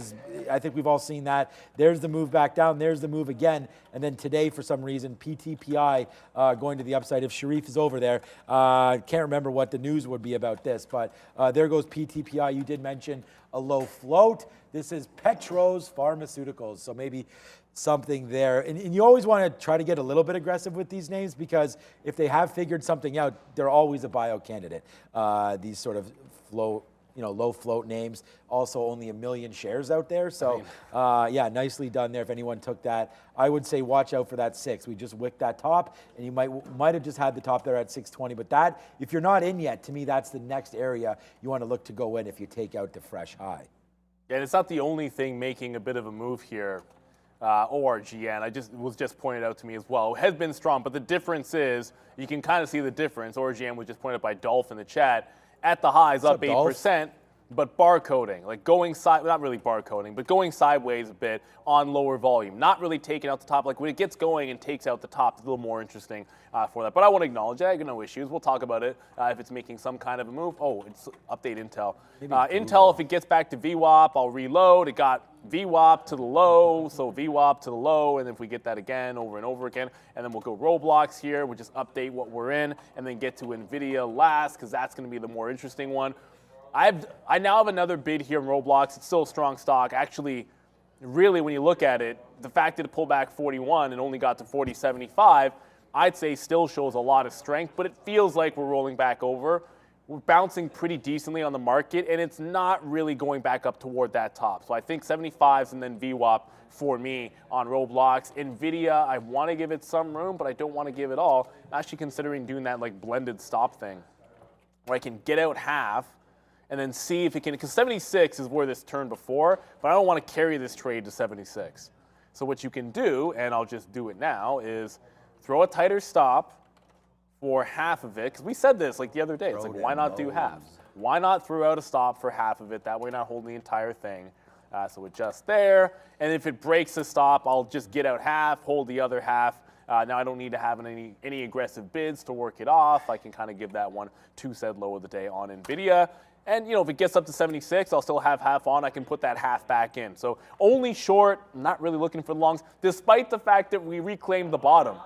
I can't remember the last time I saw consolidation this long in the market that broke the low and then immediately reestablished the bottom. But if we break the low again, I mean the old low on the NASDAQ, it's got to be. You got to figure it's toast. That said, you want to have something for a long idea. I don't like anything but Apple and Netflix. But neither one of those two are at an appealing price right now. Yeah, I was going to say, as many mentioned long, we mentioned Netflix as well. And, well, not Netflix, sorry, Apple. Netflix, I want to stay away because of the report. But Nvidia right now is up 2% as well. Oh, there goes Amazon. I was going to say, so Amazon breaks higher right now, and it was just dancing, and so does AMD. Like, I don't know how, that's okay, it's 10 cents hit. It's not even an issue. It's just like, we always talk about, you know, sitting on your hands and cash as a position, and well, we don't talk about it enough probably. You don't need to put something on, and that's like the shares and everything right now that we're putting on. Yeah, we could do a likes alert if you want. What's up, Steve G? Make sure you guys hit the like button for sure. I want to say thank you. There's some nice comments there in the chat about what we're doing. Yeah, so we'll, you know, there's AMD back up to that 90-20 level again. You know, you can go both ways. I just got out of it once it broke 90. I didn't really want to play this anymore. It's positive on the day. We just talked about Nvidia, and that's up 2% now and starting to go as well. But there's Amazon right back to a reload level, so I'm going to do that right here on this. This is the name that, of course, look at. It's red on the day. So let's take it. I said we'd look at it. All right, well, I said we look at it at 10. We just got it at 7. So let's take another fill here, a little bit higher than that, and then just use this as our out. Like, I don't, you know, I'm just trying to like put on a couple trades here to see if something will hold. But for right now, the market is again, like, I don't know, man. Hit the oh my God. This is the time when, okay, I'll hit the oh my God. I think this is the time when you want to just put your money in your savings account today because not any savings account. Yeah, the Apple one. Put your money in the Apple savings. 4.15. Get that 4 point. I was gonna say 4.2. I'm not going long because it's gonna be 4.20, but. Yeah, I don't know why. I think that's probably just pegged to some sort of, probably the interest rate. I guess it's a fixed thing there. No, so. Obviously they strategically are going to put 4.15. If they 4.15, they have a reason for it. 4.20 would be more fun. But I did what I was just sort of talking about, get half out of Nvidia. Giving Elon some ideas. No need to hold it all. First of all, if Tesla, you know for damn sure, if Tesla had it. I'm surprised they don't have a credit card, actually. It would be 4.269%. Yeah. That is exactly, lock it in. Elon, if you're listening, I know if you guys had a bank, it's exactly what you guys would lock in, 4.269 all day, every day, because that's how they roll, and that's exactly how they should roll. You know what you want to know why it's genius? There's a reason why they're so smart, because they don't have to advertise for anything. It's like make a good, funny comment here or there, pick up a decent meme, say something interesting, and suddenly people are talking about Elon Tesla like I'm doing right now. Everyone was talking about the SpaceX launch. It's just, you know, they find ways to be able to do it the right way, the smart way, which saves them some coinage. If we roll over from here, I'll be mad that I got some out on Nvidia, but it was a smart call. because things were looking a little bit strong. And the market is trying to get back up to that high. And yes, Elon is also rich. That is also true. I just saw someone in the chat there. Elon is rich, yes. No, well, Elon's in the chat. Someone else has said too. Yeah. Yeah, Elon is also in the chat. I don't yeah, think he so is, it's all but good. on the off chance that it does happen, we like it when he moves the market because sometimes there's trading opportunities. So I try to get 75s out there in Roblox. It's retesting that high. This is a name I was long earlier, but once it failed 41, the logic being 41 is this top from yesterday's poor metrics. That's when it got the big tank. If it clears out that 41, the fresh high is 41.09. If it clears that out, lots of room for this to break out. Whether it's today or tomorrow, man, it just feels like there's a huge gap to be filled in there. And I do like the long. I love it at 40. It just needs to clear that 41.10 before I can think about going back into it. If market turns, look at PRST. I have not looked at that there, Steve G, but I'll have a quick look at that PRSG in just a quick second. It was that new one that we were just talking about on the small caps worth looking at. And of course, PRSG is a new one for me. So I'm not going to jump to it just yet because I have to deal with Nvidia. Yeah. What about? I got out of AMD, but good luck with Nvidia. I don't know. We are so again. We didn't even put out our out for. Let me just put up Amazon. I was going to look at DraftKings because DraftKings is flying. Thanks to everybody there in the chat as well for that. I'm just going to get my out listed out right now for Amazon. I've already talked about where it is. It's going to be at 120, 102.20, right there. This level. That level is 15, 16, but one more higher right there on Amazon. If it takes that, again, what's up with that? We take the short, it's a good fill, and then all of a sudden the market just wants to go up. There's no news, there's nothing happening but it is the power hour, turning out to be the sour hour as Amazon just kind of hanging out here. There it is, we got another fill. So now we're loaded up, not loaded up, but we have another position on after getting stopped out at 3/4. We're back in this again. Will we get stopped out again? Right to the upside. If we do, we'll probably wind up losing, we will wind up losing more than if we took it all out right there. So we're doing that strategy here. The reason why we're doing, getting back into it, it's I just don't want to get taken out and then that move happens back. There's nothing happening in the market. We don't have any Fed speak. We don't have anything going on right now. And to be quite honest with you, we talked about where the NASDAQ is, and I just did it. 13.2, right back. Maybe we could wait until 13.2 hits before we put on any more shorts, because maybe it wants to test there again. That's what I'm waiting for. But I think that's the best strategy right now, is to sit on your hands, which is basically what it's not what I'm doing because you're seeing me in position, but trust me when I'm telling you, we're not putting on anything that's, too scary or anything like that. We put on a 10-cent hit for AMD, whatever, man. We're going to blow up some cash if we use 10 cents, but still not that bad. Let's talk about our J&J trade just real quick.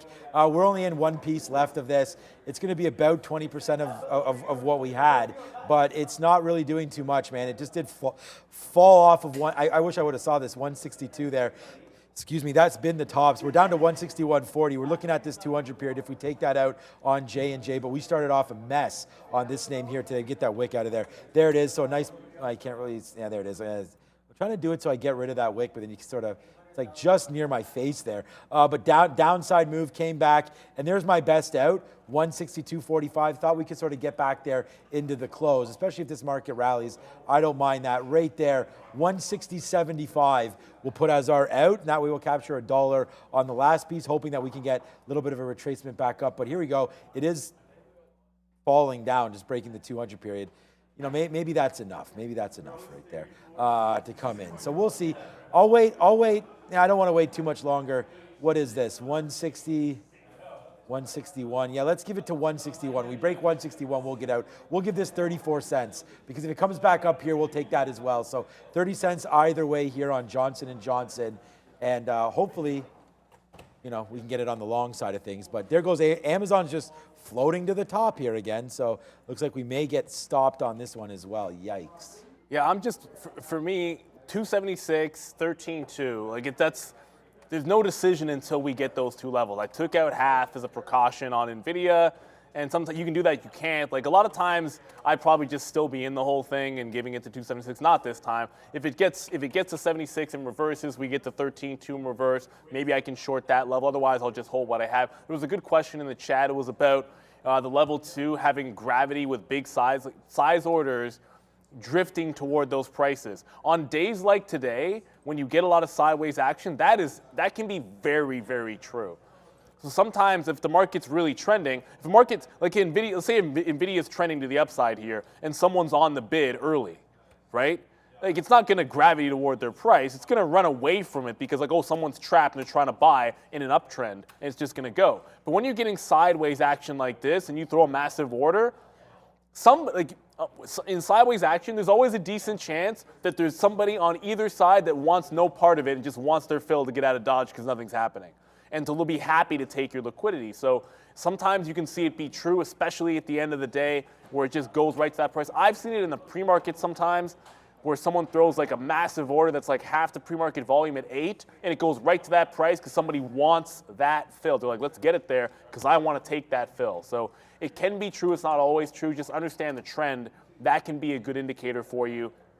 Little wick top there on Roblox, that's what I'm looking at. Roblox, when I say wick top, see there, try to get back above 41, did not get above that 41 level, and it got to like 41.03. I'm just offering, why do I always offer bats midpoint? It's like, I had this bad habit.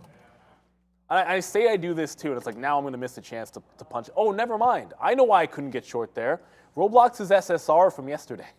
I'm like, why am I not getting the fill even after I punch? Ah, that's right. No, but I often will use a bat's midpoint and cross it down and just try and get the next 2 cents to the downside. But it was SSR, so I need an uptick there. So I was crossing down to 93 there. I eventually got the fill. It doesn't really matter. But when it's short sell restricted, I needed an uptick to catch that fill. That's why I didn't get 95s. I actually paid down to 93 for the reload on Roblox, and as it comes to the downside, I'm going to get some bids out there, 80s to 75s first, and if we can get VWAP, congratulations there. Even if Nvidia works, it kind of didn't, and you can see why, because A, I got out of half of it for a loss, B, it didn't go to the price I wanted to reload. So I'm still in the same three. One of them's a reload, another one I did not, and let's see if we can continue downside. Maybe we should have just shorted Google. Yes, I tried. Not maybe. I tried to get it. You already had it. Did you see that? I hit enter on Google. This went to Google, and that's it on Nvidia. Oh, yeah. That's. But look at this. It doesn't even go up. Remember? See, this is relatively weak, man. This won't even bounce. Like, this is, Google's the short. Yes. Alphabet's the short. That's the one. Yeah, Google Alphabet, same difference there. What's up, Sundar Pichai? Okay, so. He's legit. Yeah, I love Google. I mean, it's my largest holding, so whatever. We'll say fail on Amazon right now. Hopefully that can come back in. We're taking some profit. We're short at 10s. We just got O's, and we got 98s as well on the dip back down in there. So Amazon did come back in. I loved that Google trade. I think it's a great job that you got that because I was trying to get that and just. Well, I don't have it. I had it. But you did have. You had it at that good level when I was trying up there. It was at 105. Right now it's 104.30 or something, or even maybe even lower. But here comes Amazon back down. So it looks like that sort of, idea there of waiting maybe for a better level. And you know what? I feel like, the more we wait for levels to come through, in this kind of a market, they can come up to you and just drift up, fill you, drift back down. I'm already out now of a quarter of this trade. We did have an average price of 10 where we are now. You guys saw me take this, man. We got the 15 short right in front of everybody, so that gave us a good average price. And now I'm just going to change my time in sales, my market order to get out here. It's my script order, I should say, to get out. And so what I do before I get into every trade is, well, not before. First I get in, then I'll put the stop order most of the time anyways, unless I know I have one in, is put an order and then trade against it. So right now, I do have an order to buy if we break out of 102.20. So a little bit more than that. Our average price is 10s. So of course, when it comes down, we go 1-to-1, and we got out of a quarter of it. Hopefully we can fall down, get something down here, and then we're like 2 to 3-to-1, and then then it makes more sense, and we can look a little smarter than we actually are if that does make that move down. But you're always going to make yourself look dumb when you're trading stock, and this happens when we just break up. So we take a 10-cent hit, now we come back in, and now we're basically back down to flat on AMD. So hopefully the market will pull back. Obviously we have Amazon. We no longer have AMD. I said we'd look at DraftKings. I don't know what the news is there, Sharif, for DraftKings, if there is anything on that. But what was it? You're going to, what? Looking at it. Okay, good. So yeah, $21 DraftKings. I've already called this the miss of the century for many of us. Yes, Brad, $21 for DraftKings right now. I was on the show saying this was a long down there. I don't know why. I don't have it. So, but I love that. Look at where DraftKings just flowed right up to. This is why I'm wondering about news. I didn't think we'd get to this until earnings. But you just came right back into a key level, man. This goes back to August of deuce, obviously, right back there. So you're almost back about 10 months back to this high. August, 10 months, close enough to it. Let's call it 8 months, as it's hailing outside now. But $21 right there for DraftKings. Let's go find out from Sharif. Yeah, it's a macro move, Sean, here. This article saying it's gained 3.62% on the day as more analysts continue to eye a path to profitability. It is up a big on the year, more than 80% now in 2023.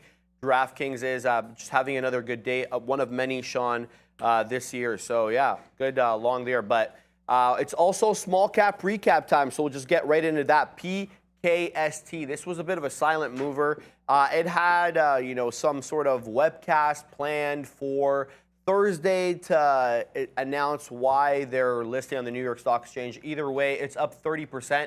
It's been one of those slow movers. Started the day off at 26, got up to 36, so $10 range. But guess what? The spread's a buck, so a little dangerous. Oh, dollar spread is too dangerous. As a matter of fact, Steve G was asking about Presto and PRST, and one of the first thing I said in the chat was I pulled it up, $2 stock, 5-cent spread. Like, look at, when you have a 5-cent spread on a $2.50 stock, that tells you a little something about the liquidity. Like, it's done 5 million shares. 5 million shares on the day at that price. Why is there not enough liquidity? Now, of course, when I call it up now, there's a 2-cent spread there. But when I was looking at it, there weren't any 1,000 lots or anything like that. It was all small lots, and it was now just opened up to 4 cents as well. That's not risk to where I like, because don't ask yourself what is the spread here. If that's what it's doing when the volume comes back in, if it rolls over and breaks 250, do you really think you have 5 cents of protection? Are those bids really going to be there? Or can this drop 10% on you like that if you have a couple thousand shares? So, we got the early look there. 362 million sell side. Buy side. I heard Prad saying buy, so I went to Sharif. But he is said it a sell? Sharif's like, yep, a sell, and then it's a buy. So it is a buy. So that's okay. No worries, man. I love that. Well, I mean, it's great for the market, but. Sharif is still feeling waves from that $30 Uber the other day. I heard him talk about that a couple of times there. But the thing is, why don't you just run? Like you talked about going down a couple blocks. Run? You got to be here. From where to where? But it was, I think it was a $30 Uber in itself is not bad. 6 or 7 blocks. 6 or 7 blocks. Okay, that's a little pricey. Summerhill down. Yeah. But he probably doesn't want to run that. No, I was just he's joking. In shape. Just joking. I bet you $30 ain't bad. He's got speed. Sharif looks like he's fast. I'm throwing away $30 here like it's, candy sometimes on this freaking market these days. I like candy. But the problem is when you pay Uber $30, that's after tax. So here in Canada, you're not allowed to touch that, I told you already. Tax. That's a tax right thank there. You to Daniel. Thanks, Danny. From Yummies. Sean still hasn't eaten his. Still have not. Well, I'm waiting. I haven't had a sore throat. I feel good. I haven't had any. The next time I have a tea, man. No, it's just delicious. You're allowed to just have it. It's just in delicious. a tea though, right? Yeah, you put it in tea. This is the saffron. It's like one of those little. You could put it in coffee. I wouldn't. What? I don't put sugar in coffee. I don't. Sometimes I put syrup in there, but. Now that I've touched it, now nobody I can prefer have it. syrup. See? This is actually a stick of diamonds, yellow diamonds. That'd be good. So, diamonds are forever. Put it back in there. James Bond. Good one there. Is there any, wasn't there, it's not Idris Elba the next James Bond, was it? Or was that just a rumor? That's been rumored for a long time. That's just a rumor. I actually don't know who did they already lock it in there? They were going to go with a black James Bond. I remember hearing it, but until I actually see him in a trailer, I'm not believing anything. Until I see him in a trailer. Yeah. That being said, Idris Elba. Breaking Bad candy, yeah, buddy. Idris Elba is Luther. I don't. Just let him be Luther. That would be nice. Yeah. No, have you seen Luther? It's a great show. It's is just that good on Netflix its own, series? I think. Yeah, it's on. Yes. I know what you're talking about. Yeah, that is on the legit. to watch list. for sure. I don't know what we're watching. You know what we're doing right now? We've run through The Office like 3 times. So we're on that right now. We're on the I do episode. Office a million times. Yeah, where he proposes to All right, Holly, and then I think just he's give out of this here. one up. Coming. 75 bounce. Right Dave here. Chappelle, the next James No. Bond. Come on, son. That would be hilarious, hilariously stupid, but anyways. All right, go ahead. The thing about Chappelle is We started beef. he's almost too good to do like the Leslie Nielsen, even like a spoof. Like he could pull it off. I'm getting out of Nvidia. I mean, how much money those guys have now is ridiculous. So. Oh, but that's fine. Well, that's fine. I'm just saying, I don't think he's, he's going to have to do more of a man. comedic. So Yeah, I'm out of Nvidia. I'm going to show you guys why. We got out here the first time. It failed the lower high. It bounced off 75. So now you've reestablished 75, which was the big level from earlier. And that, to me, that's just enough to get out. Like, if we're going to roll over, okay, well, show me what's working. Right? Intel at the low. Roll over from VWAP. Roblox, and this is how you can always tell, like, what should you be in, what should you not be in. Roblox 41, oh, goodness. Roblox, reload 41, it comes back down in, looks like it can test VWAP. That's working. You know, obviously, it's not the same thing. I was going to talk about AAL SAM, and then I decided I wanted to get out of Nvidia, so I got out of it, still going to the upside. Strong move for AAL, but in retro, when you look at it, this broke down, and it was like 1340 to 1350. It did make a bottom. So you had the wipeout bottom, just like we were talking about in Roblox. Square did this. A couple of other names that are not coming to my mind recently. But you have the big wipeout bottom, whether it's earnings, short sell report, whatever it might be. Hold the low, which it didn't really do until the second day. So it made a lower low the second day, but then held the low on the third day and then stair steps up. That's what you look for on a gap down trade. Ideally, it holds the low the first day like Roblox did, and you just long the second day and the third day. But here, it didn't make the bottom until day after, so you're not sure about it till it confirms it that day. Then you go here, you'd be long off the bottom. So still room to 1350. But same chart, Roblox, and again, this is setups. I'm not talking fundamentally. Roblox has nothing to do with AAL, but it's just a fundamental play. Makes the wipeout bottom, higher low, it's already strong. You're looking long on the second day. That's all I'm really getting at. I tried this with Square, and then the chart didn't load all the way in my 15-minute because it was basically the same thing in block. And I thought it was one of the best ones. That's 68, maybe, whatever. Now it's not going to load. Sorry, it was 58. So block did the same thing, made this bottom here, held the low at 56. You had 58 support on the daily, basically opened up, immediately holding it, and then look how good the long was on Square. This is the best example of that setup. So when you see big capitulation down, ideally short seller report, because if it's a short seller report causing it to go down, then you know they're covering their short as well. So you got shorts covering in that situation, and then you look for the long once it's established that low. AL's kind of doing it now, but the bigger ones were Square a couple of weeks ago, Roblox doing it now, and there was another stock that did this that for some reason. What are you looking for? A breakdown? Massive gap down, either earnings or short seller report. Make a low that day or the next day. It was Roblox yesterday, but there was something last week, and looking through the list. you guys see what I'm getting at, though. And it's weird because it's counterintuitive. You're looking for longs on day 2 and day 3, but it works. And if a setup works, last time I checked, you should do it. And if a setup doesn't work, you should do less of it. It might have been C3AI. It might have been. I just saw someone post that in the chat. That could be a possibility. It might have been. Right there. I do want to go over a name right now that I think is a shortable name. Shopify. Shopify breaking again right there. Breaking that 49.15 against that 49.27. Shopify coming back down. Yeah, it's $50. Bouncing off 50 flat right there, and now turning around back down to the downside. I'm in Amazon, Shopify. I know they're not the same, but you know, I'm short one, could go short both for sure. This is what I like. Similar. So again, so I actually know VWAP is not working on like A to like M or N, almost half the symbols, and then the next half is working. Because what I was going to say is, you take the short here, you have the 50 period and VWAP protecting you, and then you also have 49.40 right there if you were really using sort of support and resistance, and you were patient enough to wait for it to come back to this level to short it, then you could get out at 49.40. That's only 15 cents worth of risk. I think you have a lot of that baked in already. I actually like this Shopify short. You know, again, Someone in the chat said we don't want to gamble. I think this is what I'm talking about. I don't consider really any of my positions gambling. I feel like when you're here, if you look at the definition of gambling, I mean, we're putting money to work with uncertain outcomes.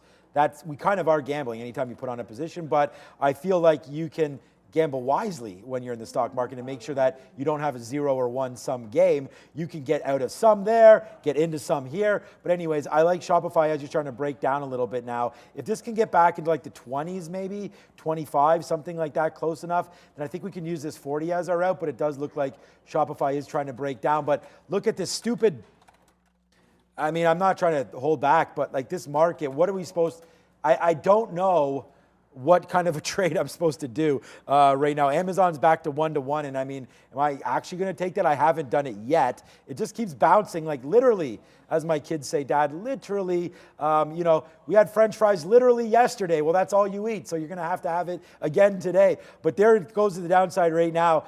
So there we go, 1-to-1 again on this. We're short at 10s, our out is 20. We talked about where we're out is right there. So I don't want to do it. I want this to fall down. My next bid is 93, trying to get 2-to-1. And then after that, lower, lower, lower. CVU up, not working on an A name right there. So let's see if it can come back down into this area. That's why we're bidding 93s.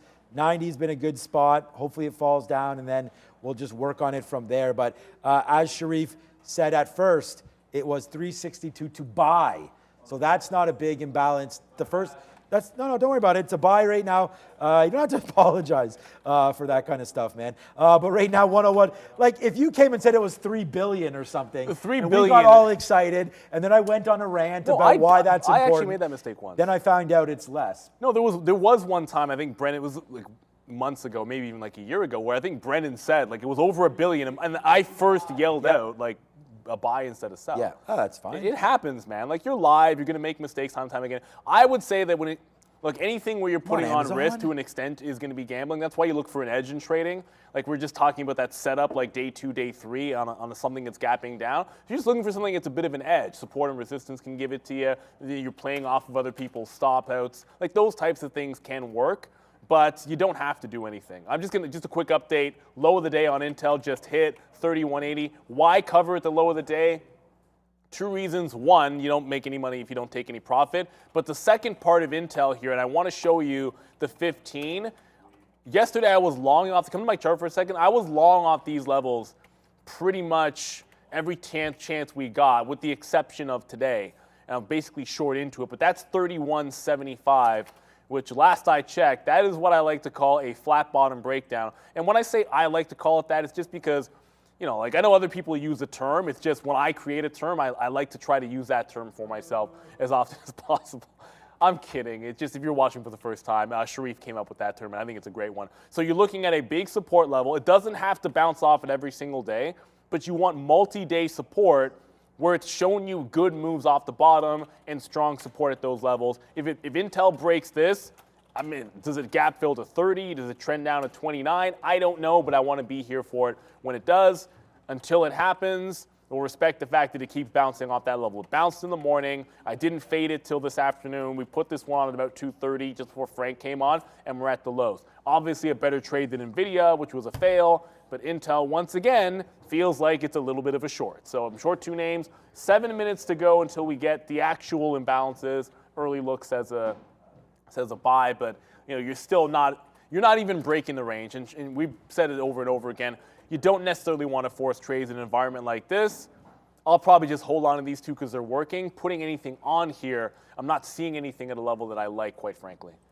All right, so I didn't ask your permission, Wave Trader 3 here, but it's just what Neil and I were just talking about here.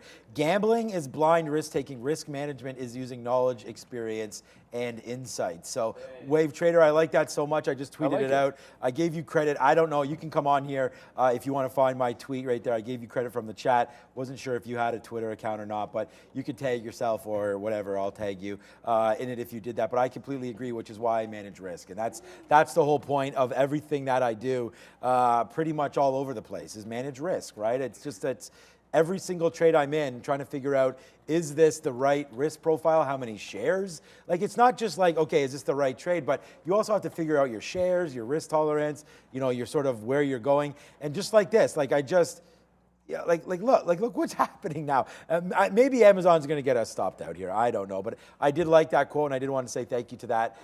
That's pretty good. So thanks, guys, for that wave trader, man. That's a good point. I like it. So good one. All right, let's go over BAC quickly. I want to talk about that because I did have BAC written on the list today that we like the long at 30. Now let me just show you what we did on BAC real quick. Here's the long early, man. It was a good one, man. We made some money on that. We haven't hit that in a minute, but right there, we made some money on BAC early off the long until eventually the last piece came out. That's fine. Then it came up right here to 30.50 again. We shorted it twice. It was really good, man. Our first position was 44. Our next one was 48. Had an average price of 46. Got them all out here. Again, it's only 30s. We got them out in the 30s here. Trying to hold to see if it would dip down. And it did. And we were able to get something out at 30. Then once it broke back down below 30 and then took it out again, we got the majority of them out at 34, 35. So like 10 cents worth of risk. Then right there, once we break through 50, we got out. So damage almost nothing on that last short. Look, it's a good thing we did get out because there's the move back up, right? So sometimes you got to watch out for that, but that's BAC off that 30 level. We did like the long. Unfortunately, when it breaks there, it does come back up, and it only goes down to 29.80. So I feel like I want to watch out for that. There are some more banks reporting later on tonight and into tomorrow morning. So, you know, BAC should be into play again tomorrow. Started the day off. I think it must have gone red down there when we broke. Oh, yeah, well, here's the close yesterday. So, yeah, it was a red name, obviously, at some point. Now brought it all the way back to Greensville. So I do like that $30 level for sure on BAC. And we are almost out of Amazon. If it break, there it is. Now we are out officially of Amazon. And we get a little bit overfilled, so we'll put the offer out. Take the fill at 21 as it breaks upside. And I'll flush myself down the toilet because it's the last piece. But I just talked about it. Like, all these outs were fine, and there's the break higher. So, again, sorry about that, but when the market's doing this, I think Neil and I have already talked about not putting too much risk into this. I said, if we come up to this level, what time is it now? 45? I actually just got in and out of getting late. Google for 2 cents because I realized how close it was to 350. I'm like, I probably don't want to short near the bottom at that time of day. I'll show you what happened in a second. Maybe it'll end up being good. It didn't feel right, at least not this time of day risk to reward. PTPI continues to test that $6 level. It just takes pot shots at it, but it's running out of steam and volume. So this is obviously, I don't have to tell you guys, it's a double top. I don't think it's going to, if it makes a run, it's either going to be 4 o'clock or tomorrow or too late for us to take it. So, you know, it was an enticing breakout. And I thank everybody for bringing it up, but it never actually took out that high. And when I say enticing, it had like $2 of upside before it got to the next level. I just don't think it's going to happen here today. I mentioned just now that I was in Google very, very briefly a couple of seconds ago. I like that off of 104.50. I had the short. I think I made 3 cents, 2 cents, whatever it is. But I just wasn't happy with the risk reward. Like, I'm putting in a ridiculously tight stop. If we trend down from 350 to the end of the day, there probably is a chance to jump into this. And I'm already short 2 other names. So why do I put in a third position on a stock which looks like it just made a bit of a bottom at 104? No need to do that. I've got Roblox. I've got Intel. You don't need to put a third trade on. Like, these are already kind of working. As a matter of fact, Roblox is about to get to VWAP. So regardless, I think we know we're weak today on Google, but it doesn't mean you have to short the bottom with 2 minutes to go until the imbalances come out. Not a heck of a lot when it comes to massive movers. And I believe we got a couple of questions. Are we staying for Netflix? We don't control when earnings come out. Obviously, we don't trade past 4 o'clock as day traders, so we're done at 4. It's supposed to come out, like right at 4, but sometimes it does, sometimes it doesn't, is my experience. So if it's right away, obviously we'll let you guys know what the numbers are and show you with the move, but there's no guarantees when it comes to that. Yes, sir. And, I just want to say again, more comments. I don't know. I didn't even scroll down or anything. I just saw this one right here.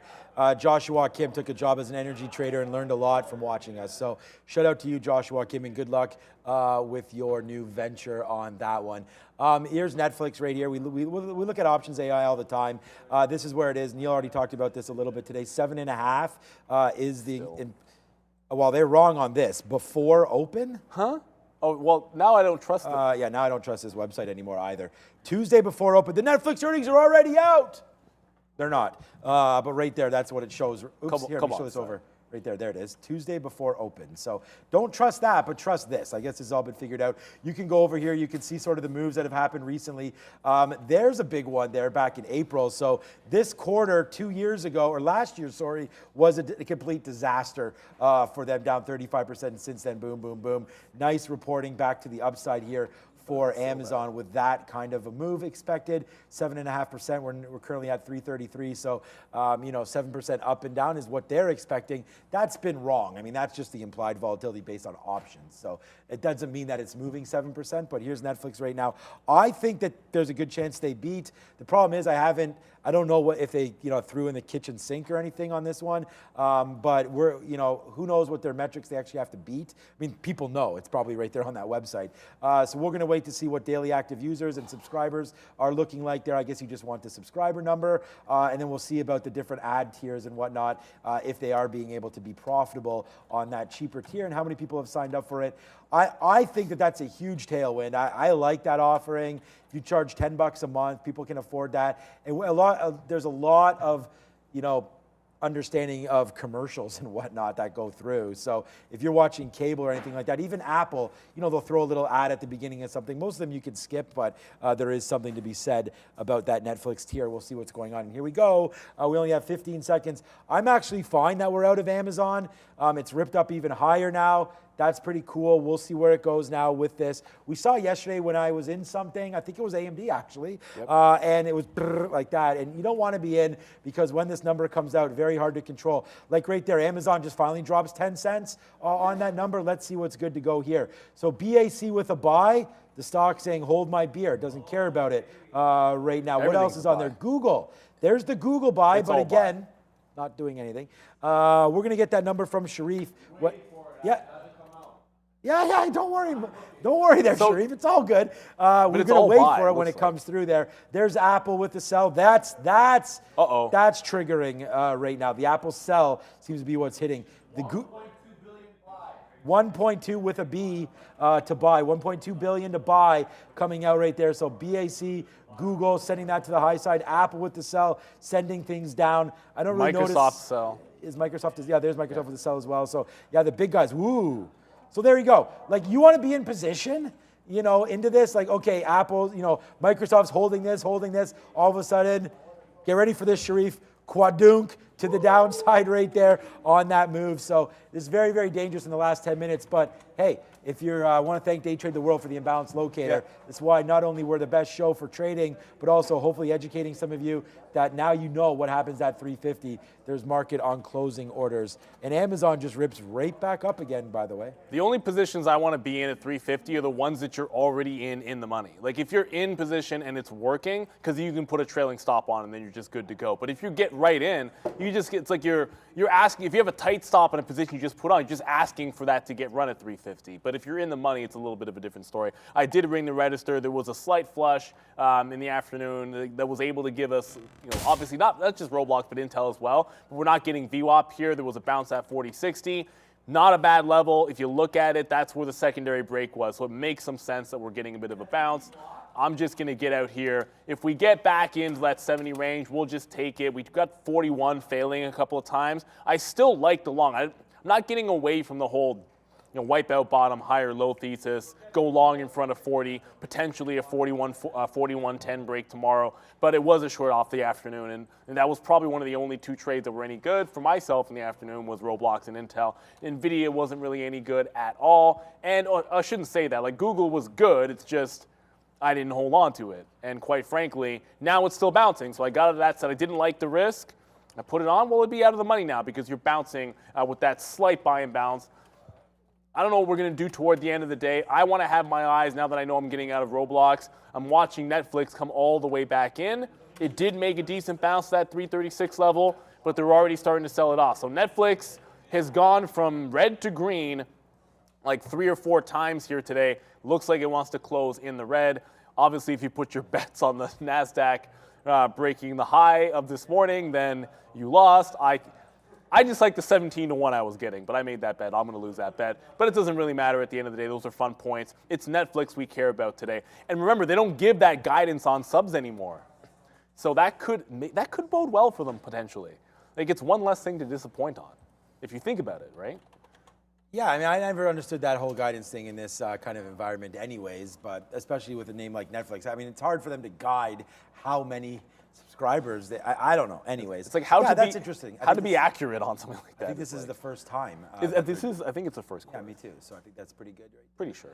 I'm trying to, okay. Did you guess what JP Morgan's price is? Right now? Oh, well, I mean, if it's 138, then I'll be mad, but I think it's over or under that number, though. Well, my guess is under if you're asking me. Yeah, can you believe it's 142? Son of a... Yeah, JP Morgan. I'm glad I'm still in this name. Look at the movement this name has had since earnings. Like they were up 7%, and it's just been continuation. Hello. Like, honestly, man, this Jamie Dimon, what was he called before? Anyways. What did you call him? Jeremy Dimon, yeah. But anyways, you know, it's just so funny because these guys, honestly, like he warned of bank problems and all this stuff. He gave like a big thing, and now, we have a bad wick there. It's going to be, maybe I should get off of it. But like, you know, straight back up to the upside. Not bad. It's like it's... The 15... it doesn't even matter. You go ahead, go to No, but come to my 15-minute because this is another example of, like, on the earnings, there's the 135. I joked when I said 138 because that's the support level. So if it was under it, then I should have traded it today because I should have lost long 138 because there's 138 first day, there's 138 second day, holds twice, then it breaks out. It's just been trending since earnings. There's nothing else to say. It's super strong. No, there's nothing, absolutely nothing to say. And I think that's why BAC can continue probably to march a little bit higher from this $30 level. I like the banks here. Any bank that beat, I like, and I think Morgan's on deck next. But even Goldman bounced today. Yeah.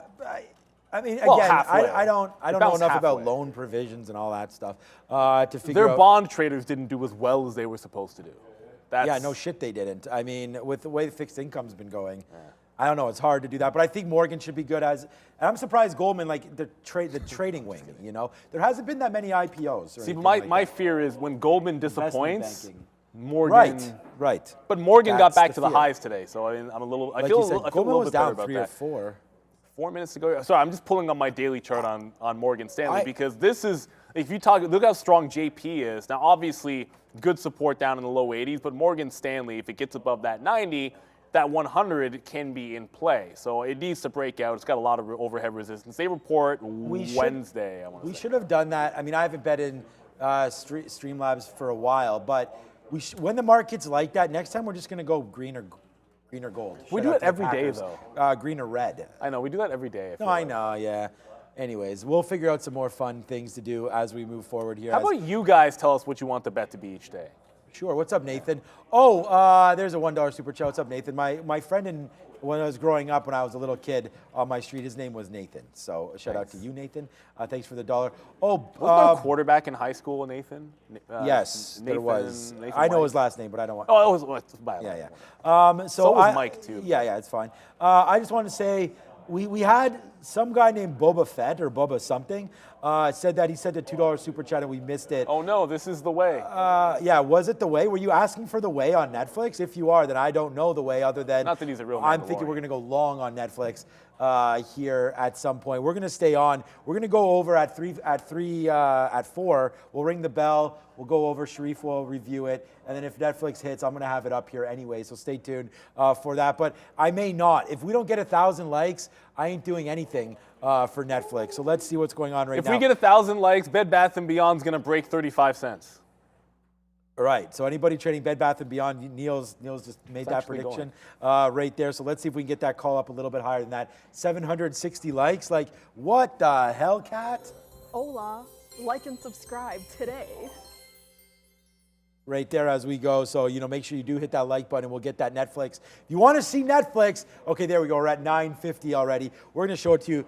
Here's a little tip. I was going to show it to you anyways. Well, but thank you, everybody, for getting that up to 1,000 as we go. Thanks to Mark, everything like that. As I just see him, he's worked a lot with us on the back of all of everything. There, by the way, internet, super knock on wood. No issues since last no issues on the internet streaming or anything like that. We have some redundancies now in place, and we have a great team of Mahad and Fahad working the one. I caught that little pause. 2 over there. It's subtle enough, like, you know, I've heard you talk enough that I could, the slight pause before you said Mahad to make sure you got it right. Oh, no. Yeah, always do that. Because I don't mean disrespect on people's names, but that one. Dude, I do that all the time.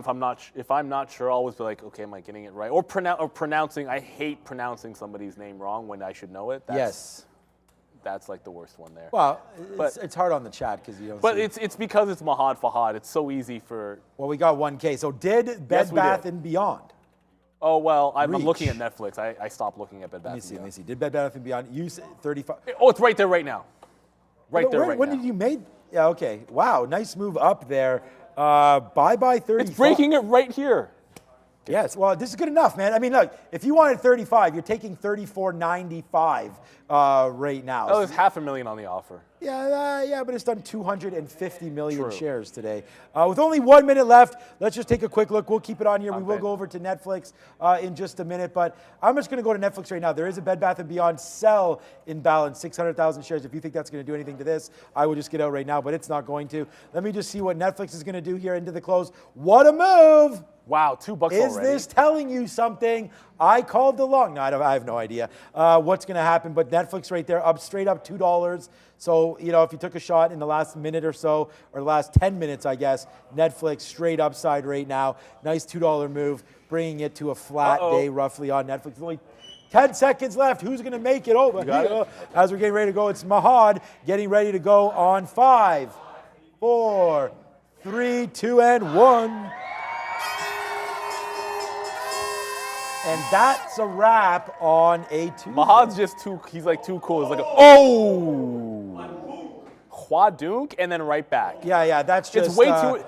Somebody just fat-fingered. Look, the numbers are probably out, but you don't react to the first move. It just dropped $10, then came right back to No, I'd say they're not out. I mean, they released it literally at 4 with zeros. I mean, come on. All right, let's see what happens. But anyways, look. There it is. Netflix right now. Okay, That's so the move. The range on Netflix right here seems to be pretty good, but you have a $5 spread right now. Once they're out there, maybe Sharif can read them briefly. Whenever you guys want, you can go over to Sharif. I don't have the numbers. For right now, I don't have the numbers either, but it's $3.21 right now on Netflix. Down $10 from close. We'll see. Yeah, I don't see them yet, but there it is. It is making the move down. So there goes Netflix. This is the Quadunk right now, so we can get some bangs out there right now. If anybody was short, Netflix right now down 7%. So let's see what they're down 8%. We talked about it. What was that implied volatility? 7.5. 7.5. So you're right there right now. I would not take this as the be-all, end-all. Let it settle down. But there it is. Bye 300. That can't be good. I'm just waiting to throw to Sharif whenever you guys want it. Go to Sharif. Yeah, I got to be told. Go over to Sharif then. Usually, an operating margin, 21%. Netflix Q1 operating income, 1.7 million. Shares. Okay, so here we go. The EPS, Q1 EPS, 288 beats 286. So it's mixed. You know, some people saying here Netflix earnings in line with estimates, forecast shy of Wall Street consensus. So it's the forecast. Looks like that's what's sending markets to the downside, guys. Let's look at how the futures really did today. It was an inside day if I've ever seen one. 0.1% to the downside on the S&P. The Dow flat. The NASDAQ 0.08 high. TSX up 0.2. Brazil flat, crude almost flat as well. I can't believe what I'm seeing here. Bitcoin and Ethereum eke out nice gains. Bitcoin stronger in the day, guys. What is Netflix doing over there? I want to pull up the chart. I mean, no, you don't. No, not really. Do not pull up the Netflix It chart. broke 300. Disney broke 100 on sympathy. Obviously, I mean, that kind of makes some sense there. We're probably going to come in tomorrow thinking about the 200 period moving go average. To the screens. Come to the screens because I'm now looking at my daily chart. When it moves this much, forget about the 3-minute, my 15-minute. We're now at the daily. It's trying to bounce off major support at 290. I think this is what we'll be dealing with tomorrow. Not the only thing that's moving after market. UAL's moving, but the Netflix is the story, down 10%. It'll be SSR tomorrow. Not a very good reaction. It might not be. I think you can go down 10% in the aftermarket. No, but yeah, it's where it opens up. Yes, Yeah, exactly. So I shouldn't say it might. It might be SSR tomorrow. Might. Yeah. I don't know. I really do want to see what happens here. I don't know where it's going to go, but we are down that 10%, and it is still going down. The thing is like new net subscribers of only, they missed huge on the net subscribers, man. Net subscribers, and I just tweeted it out right here. Net subscribers miss. I'll just show it to you right here. You're down that 10% right now, but net subscribers right there, 1.75 versus 2.4. That's hardy right there. That's not a great number for NFLX.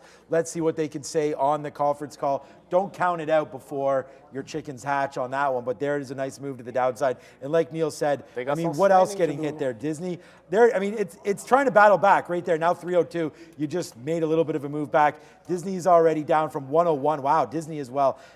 Remember, it takes in consideration whatever it was up today. Disney dropping. I think Netflix is battling back. Goes right back to Bed Bath & Beyond right there. But we got those 1,000. There it is, 303.50. So, all right, man. Look, this is going to be exciting. If you thought that this is exciting, wait till you see what happens when it opens up tomorrow. Netflix trying to battle back now. But thank you to Sharif again today, man. There he goes, 305, starting to go back to the upside right now. Let's just wrap this up, man. It's getting later, 405. Stay tuned for the trade of the day. Thanks to everybody. Thanks to Fahad. Thanks to Mahad. Thanks to Juan.